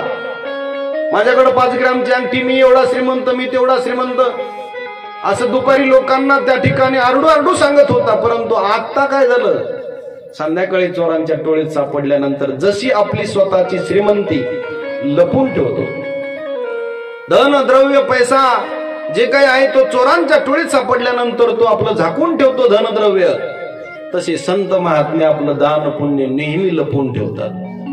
नाही कळालं?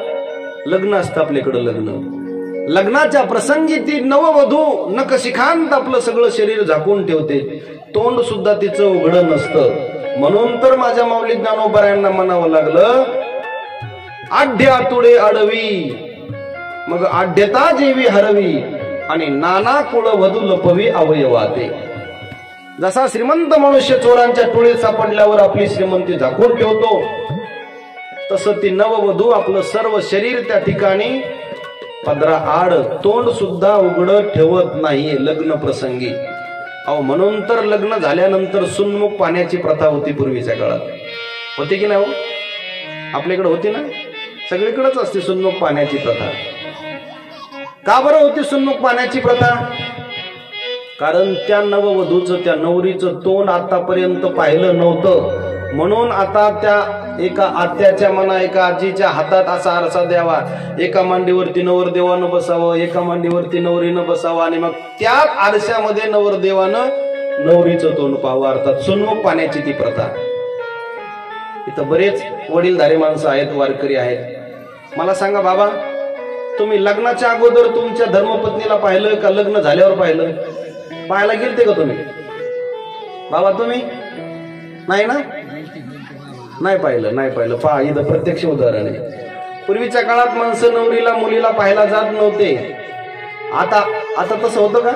आजोबा जर म्हटले, बाळा आपल्याच पाहुण्यातले चांगली 12वी पास झाली, 12वी झाली, आणखीन काय म्हणतात त्याला, BA MA केलं तिनं, PhD केली, LLB केली, सगळं केलं म्हणे तिने. आता फार सुंदर, हुशार आहे, दिसायला सुंदर आहे आणि वडीलधाऱ्याचा मान सन्मान करणारी आहे, शेतातलं काम येतं, घरातलंही काम येतं. बाळा तुला पाहायला गेला नाही तरी चालल, पसंत करण्यायोग्य आहे मुलगी, आम्ही पाहून आलोत, असं जर आजोबानं आजीनं त्या मुलाला सांगितलं, तो मुलगा ऐकतो का? नाही ऐकत. तो म्हणतो बाबा तुम्हाला काय कळतंय, आणि लगेच मग 2-4 मित्र घेऊन जातो. याची फटफटी, त्याची मोटरसायकल, फटफटी कळते ना, फटफटी सुझुकी राजदूत, भरभर भरभर भर आवाज येतो नुसता, तिचा रॉकेल टाकलेली असते ती बघा. मग 1-2 लिटर त्याच्यात रॉकेल टाकणार, 1-2 लिटर पेट्रोल, घासलेट काय जे असेल ते टाकणार, आणि मग 2-4 मोटरसायकली घेऊन 4-5 मित्रमंडळी घेऊन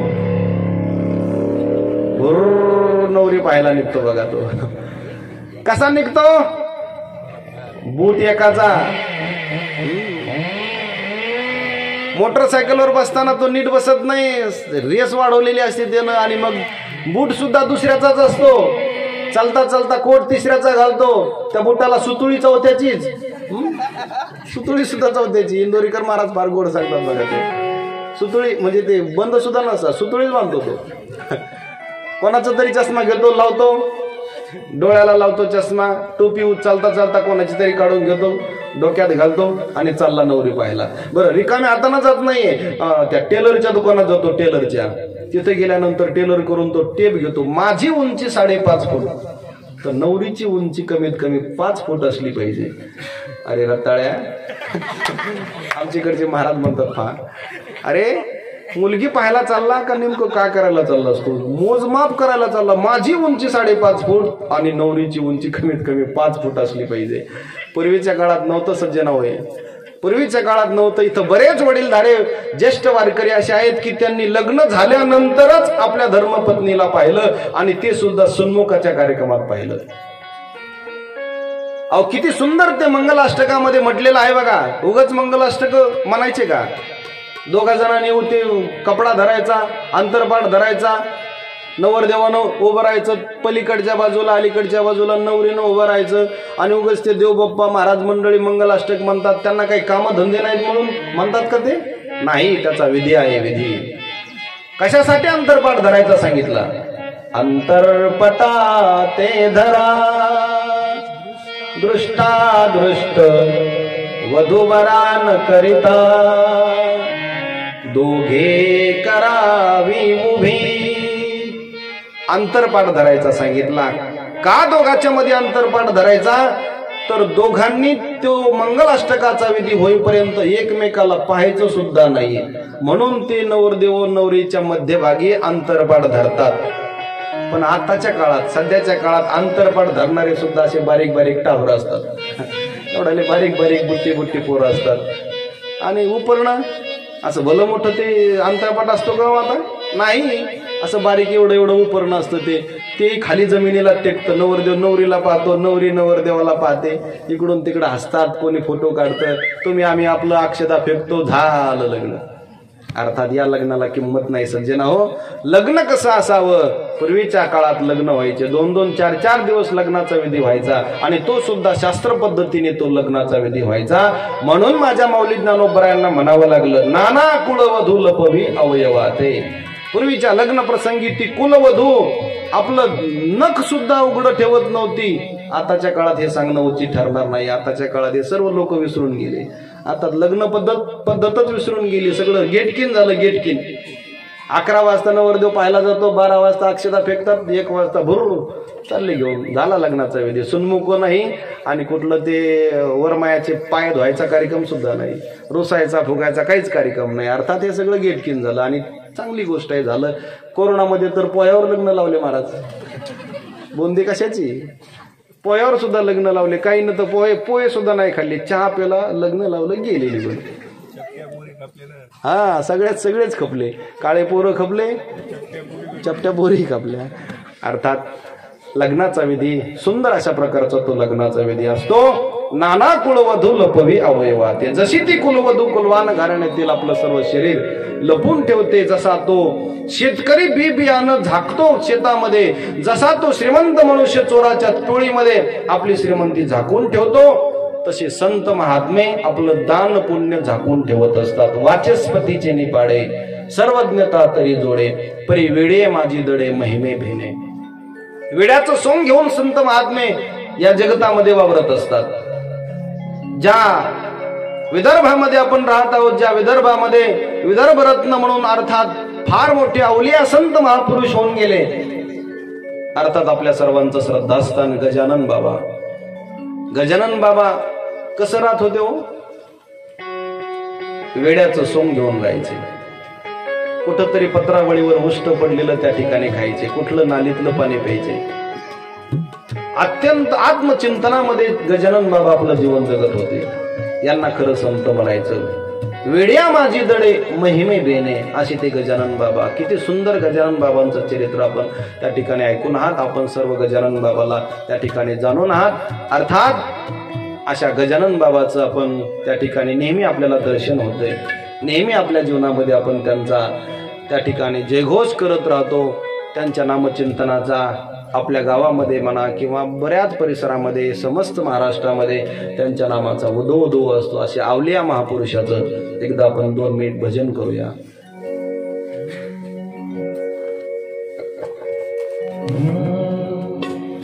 गण गण गणात बोते, गण गण गणात बोते, गण गण गणात बोते, गण गण गणात बोते, गण गण गणात बोते, गण गण गणात बोते, गण गण गणात बोते, गण गण गणात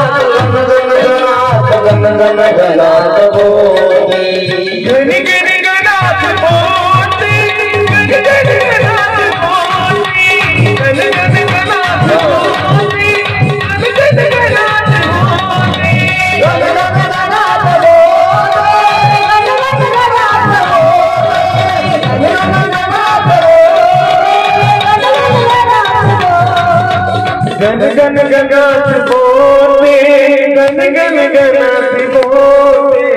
बोला बोला।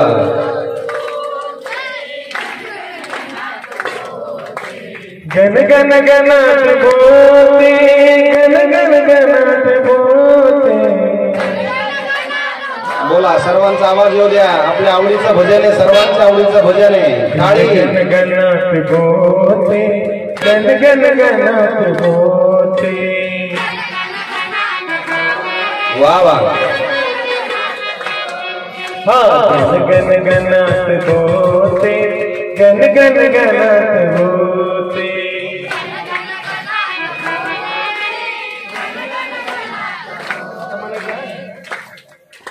गन गन गनात बोले, गन गन गनात बोले।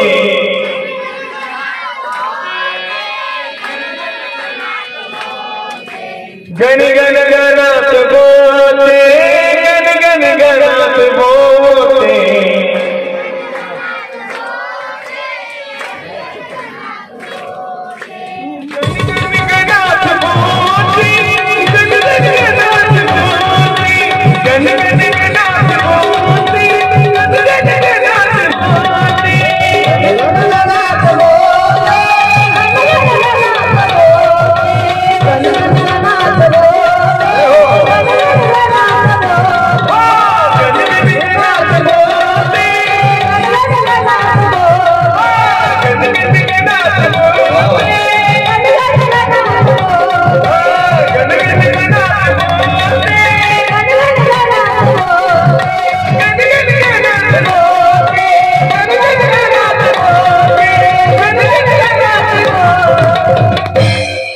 बोलो गजानन बाबा असे संत महापुरुष। परी वेडी माझी धडे महिमे भेणे, वाचस्पतीचे निपाडे सर्वज्ञता लपवी, महत्व हरवी, पिशेपण मिरवी जगा माझी। अर्थात वेडाचं पिशाचं सोंग घेऊन संत महात्मे आपलं दान पुण्य नेहमी लपवत असतात, झाकवत असतात। म्हणूनच तर माझ्या जगद्गुरु तुकोबरायांना लोक म्हणायचे, हा तुका वेडा झाला, अविचारी आहे, उठी तो की कुठी तो टाळ, नामरूपा नाही मेळ। वेडा झाला लांचावला भक्तीशी। अहो, हिंदवी स्वराज्याची संस्थापना करणारे छत्रपती शिवाजी महाराज जेव्हा देवट्या छत्र घोडे घेऊन त्यांच्या समोर नजराणा घेऊन गेले, तेव्हा छत्रपती शिवाजी महाराज त्यांना सुद्धा, जगद्गुरु तुकोबराय त्यांना सुद्धा म्हणतात, नको आम्हाला, हे तो बऱ्यात न पडे, देवट्या छत्र घोडे हे तो बऱ्यात न पडे, आम्ही तेने सुखी आणि म्हणा विठ्ठल विठ्ठल मुखी। छत्रपती शिवाजी महाराजांना सुद्धा नामस्मरणाचा तो त्या ठिकाणी मंत्र, नामस्मरणाचा त्या ठिकाणी तो सिद्धांत माझ्या तुकोबरायांनी सांगावा, मार्गदर्शन करावं। अर्थात संत महात्मे अशा पद्धतीने आपलं जीवन जगत असतात। आपलं दान पुण्य, आपली महत्ता, आपली सर्वज्ञता लोकांना समजू देत नाहीयेत। आणि म्हणूनच तर संत मीराबाई बद्दल त्या ठिकाणी लोकांचे तर असू द्या, परंतु घरातल्या पिताश्री वडिलांचे सुद्धा, राजाचे सुद्धा उद्गार आहेत। अरे मीरा, वेडी झालीस म्हणे तू, वेडी बावरी झालीस म्हणे मीरा तू। अरे पायामध्ये घुंगर बांधते, त्या कृष्णाच्या मंदिरामध्ये जाते आणि सारखं त्या देवाच्या समोर नाचते, बागडते। लोक तर म्हणू लागले, ही मीरा बावरी झाली, वेडी झाली, परंतु तरी सुद्धा लोकांनी बावर म्हणू की वेड म्हणू, माझ्या मीराबाईनं पायामध्ये घुंगर बांधावं आणि घुंगर बांधून माझ्या मीराबाईनं देवाचं भजन करावं। पग घुंगर बांध मीरा नाची रे, पग घुंगर पग घुंघर बांध मेरा नाती रे पग घुंघर बांध मेरा नाती रे पग घुंघर बांध मेरा नाती रे पग घुंघर बांध मेरा नाती रे पग घुंघर बांध मेरा नाती रे पग घुंघर बांध मेरा नाती रे पग घुंघर बांध मेरा नाती रे पग घुंघर किसी का प्याला दिल भेजा किसी का प्याला किसी का प्याला रण दिन भेजा किसी का प्याला रण दिन भेजा पीवत पीवत निरभाती रे पग घुंघर बांध मेरा नाती रे पग घुंघर बांध मेरा नाती रे पग घुंघर लोग कहे मेरा भई रे बावरी, बाप कहे कुल नासी रे. अहो बाप म्हणतो स्वतःचा की माझ्या कुळाचा नाश करण्याकरता जन्माला आले. लोक कहे मेरा भई रे बावरी, हे बावरे पण हे वेळे पण लोकांकडून संतांना मिळत होतं. आणि संत महात्मे सुद्धा आपला महिमा लपून ठेवायचे, झाकून ठेवायचे. आणि हेच तर खरं संतांचं लक्षण आहे. म्हणून राजा जास्त त्यांची स्तुती करू नकोस, निघून जातील आणि तुझा उद्धाराचा मार्ग तुला कोणी सांगणार नाहीये. अर्थात हात जोडले आणि स्तुती थांबवली आणि फक्त एकच प्रश्न विचारला महाराज, पुरुषस्य यत् कार्यम म्रियमानस्य सर्वथा. लवकर मरणाऱ्याची मुक्ती कशामध्ये आहे? कोणतं साधन, कोणता उपाय त्यानं आपल्या मरणाच्या तावडीतून वाचवण्याकरता केला पाहिजे, हे त्या ठिकाणी एकाच प्रश्नामध्ये त्या ठिकाणी राजा परीक्षितीने विचारलं. आणि तो प्रश्न विचारल्यानंतर शुक्राचार्य महाराजांना एवढा आनंद झाला, आनंदाने गदगद झाले, उल्हासित झाले आणि सांगू लागले, राजा अरे तुझ्या एकट्यासाठी नाही तर समस्त जगासाठी तो हा प्रश्न विचारलास म्हणे, समस्त जगाच्या कल्याणाकरता. कोण लवकर मरणार आहे, कोण उशिरा मरणार आहे, अर्थात तुम्हाला आम्हाला याचं काही त्या ठिकाणी भान नाही, अर्थात तुम्हाला ज्ञान नाहीये. म्हणून जो तो व्यक्ती ज्यानं त्यानं लवकर आपलं मरण आपल्या डोळ्यासमोर आहे, अर्थात लवकर आपण मरणार आहोत या विचारानं आपल्या जीवनाचं कल्याण करून घेतलं पाहिजे. आणि ते कल्याण कोणत्या साधनेत आहे हे या ठिकाणी आता शुक्राचार्य महाराज राजा परीक्षितीला सांगतात. राजा तुला सांगतो म्हणे, पहिलं सत्ययुगामध्ये 1,00,000 आयुष्याची मर्यादा होती म्हणे.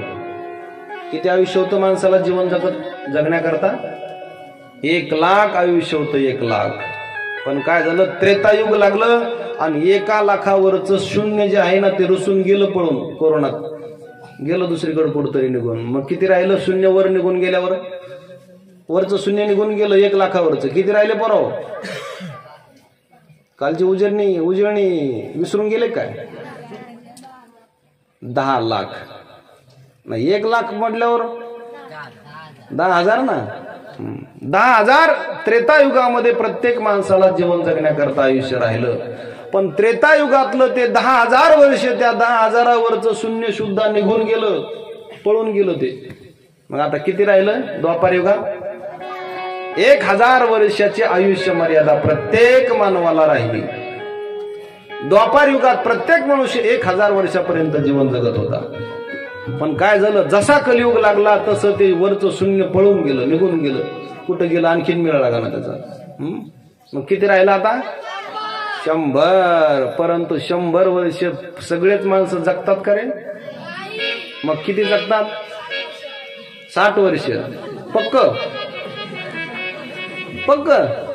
कोणी 60 वर्ष, कोणी 70 वर्ष, कोणी 80 वर्ष, एखादे बाबा 90 वर्ष, 95 वर्ष, काहीच एखादे भाग्यवान पुरुष 100 वर्ष आयुष्य जगतात. काही 105, 110 वर्ष सुद्धा जीवन जगतात.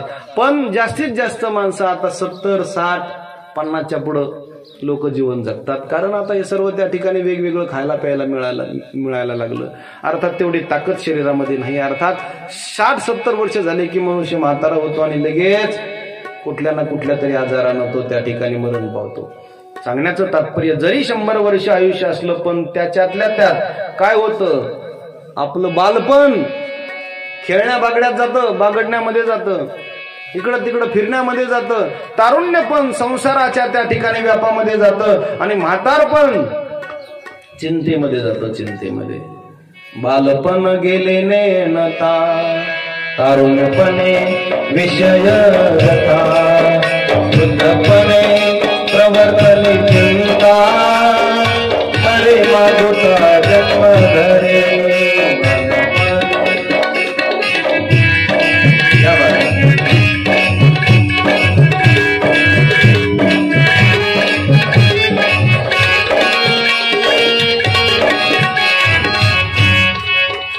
राम राम स्मराधे, राम राम स्मराधे.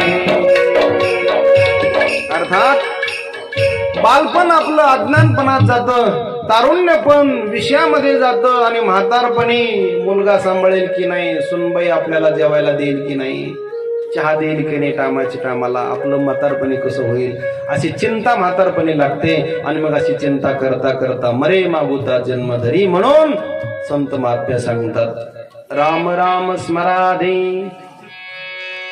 का राम राम स्मरा कधी मध्ये असं म्हणतात का?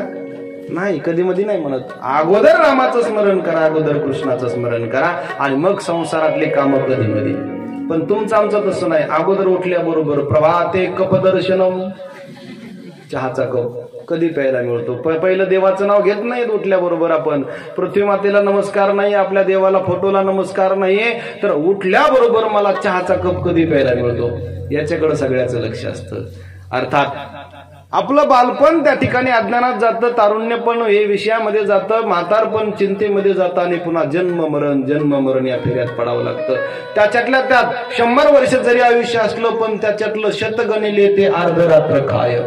अर्ध आपलं आयुष्य झोपेमध्येच जातं आणि जे अर्ध राहिलं ते अर्ध कुटुंब भरणे नवा निद्रया ह्रियते नक्तम वायव्यानच वावय दिवाचार्थे हया राजन कुटुंब भरणे नवा. कुटुंब भरण पोषण करण्यामध्ये त्या ठिकाणी आपलं जे राहिलेलं आयुष्य आहे ते आपलं त्याच्यात जातं. म्हणून राजा एकच करायचं, तस्मात भारत सर्वात्मा भगवान ईश्वरो हरी श्रोतव्य कीर्तितव्यश्य स्मर्तव्यश्चेच्छता भयम. त्या भगवंताचं श्रवण करावं, भगवंताच्या नामाचं संकीर्तन करावं, स्मरण करावं. आता ह्या तिन्ही गोष्टी सगळ्यांनाच करता येतात असं नाहीये. आम्ही सर्वजण काय करतोय? संकीर्तन करतोय, कीर्तन गातोय आम्ही भगवंताचं. तुम्हाला कीर्तन गाता येत नाही, तुम्ही कीर्तन करू शकत नाहीयेत, कथा सांगू शकत नाहीयेत, म्हणून तुमच्याकडे एकच गोष्ट आहे, श्रोतव्य, श्रवण करण्याचं काम तुमच्याकडे आहे. कीर्तव्य कीर्तितव्यश्च, कीर्तन करावं. ज्यांना कीर्तन येतं त्यांनी कीर्तन करावं, ज्यांना श्रवण करता येतं त्यांना श्रवण करावं. आणि ज्यांना श्रवण करता येत नाही, अर्थात कानाला ऐकू येत नाही ना, मग हातात माळ घ्यायची आणि स्मरण करायचं. ओम नमो भगवते वासुदेवाय, रामकृष्ण हरी रामकृष्ण हरी असं भगवंताचं स्मरण करावं. अर्थात तेव्हाच तो भगवान परमात्मा आपल्यावरती दया केल्याशिवाय राहणार नाही. आपलं या जगतातून या मृत्यू लोकातून आपला उद्धार झाल्याशिवाय राहणार नाही. म्हणून राजा 7व्या दिवशी तुला मोक्ष प्राप्त करून द्यायचा ना, तर तुला एकच गोष्ट सांगतो आणि काही नियम सांगितले. ते नियम आपण एका श्लोकामध्ये ऐकून वर्णन करून आजच्या या पहिल्या सत्राला याच ठिकाणी पूर्ण विराम देणार आहोत. जिता समोजित श्वासो जित संगो जितेंद्रिय स्थूले भगवतो रूपे मन संधारयत्या. राजा फक्त एकच गोष्ट तुला सांगतो, आसनाला जिंक. म्हणजे 10 वाजता तू मांडी घालून बसलेला आहेस राजा, तर 12:30 वाजेपर्यंत ती मांडी हलवली सुद्धा नाही पाहिजे राजा. तू तसं झालं का आपल्याकडून? नाही झालं. या मांडीवरून त्या मांडीवरून, या गुडघ्यावर त्या गुडघ्यावर, अर्थात आसनाला जिंकायचं सांगितलं. त्याच्यासाठी सकाळी 6 वाजता उठून टीव्ही लावावी लागेल, रामदेव बाबाचा योगा ऐकावा लागेल, पाहावा लागेल, अर्थात योगाभ्यास करावा लागेल. त्याच्यासाठी आसनाला जिंकायचं सांगितलं. राजा जित श्वासो श्वासोश्वासाला जिंकायचं सांगितलं. पूरक कुंभक्रियेचे कशा प्रकारचा व्यायाम करायचा सांगितला. म्हणून तर पूर्वीचे माणसं पहा, जुने माणसं सकाळी सकाळी 4 वाजता उठून शेतामध्ये जायचे, तिकडच व्यायाम करायचे, तिकडच शेतामध्ये कामं करायचे, तिकडच विहिरीमध्ये स्नान करायचे, अंगाला राख लावायचे, अंगाला माती लावायचे. शरीरामध्ये काम करून करून अंगाला शेण माती लावून लावून एवढं धष्टपुष्ट शरीर. आपल्यापेक्षा वडीलधाऱ्या माणसांचं शरीर आजही चांगलं आहे. का तर त्यांचा व्यायाम आहे, त्यांचा योगाभ्यास आहे. म्हणून योगाभ्यास केला पाहिजे, श्वासोश्वासावरती विजय मिळवला पाहिजे.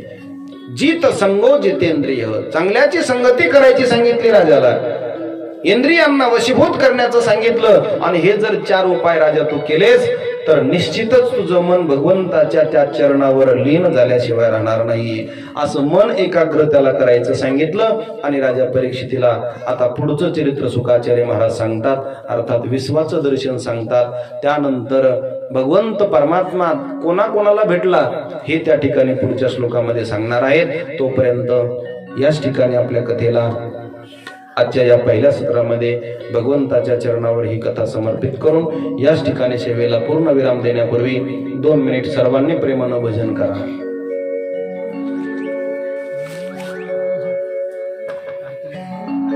विठ्ठल माझा माझा माझा माझा, जय हो. विठ्ठल माझा मी विठ्ठलाचा,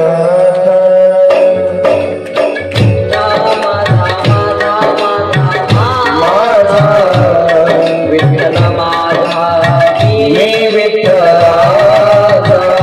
विठ्ठल माझा माझा माझा, विठ्ठल माझा मी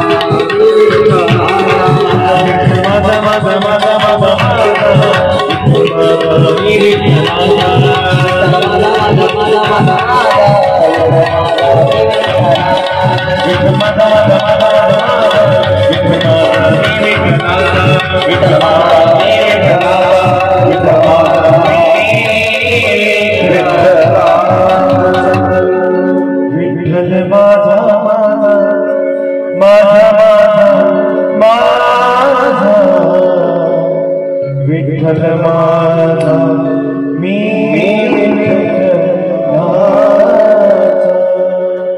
पंढरीनाथ भगवान की, गोपाल कृष्ण भगवान की जय, सब संतन की जय. जय जय श्री राधे, जय जय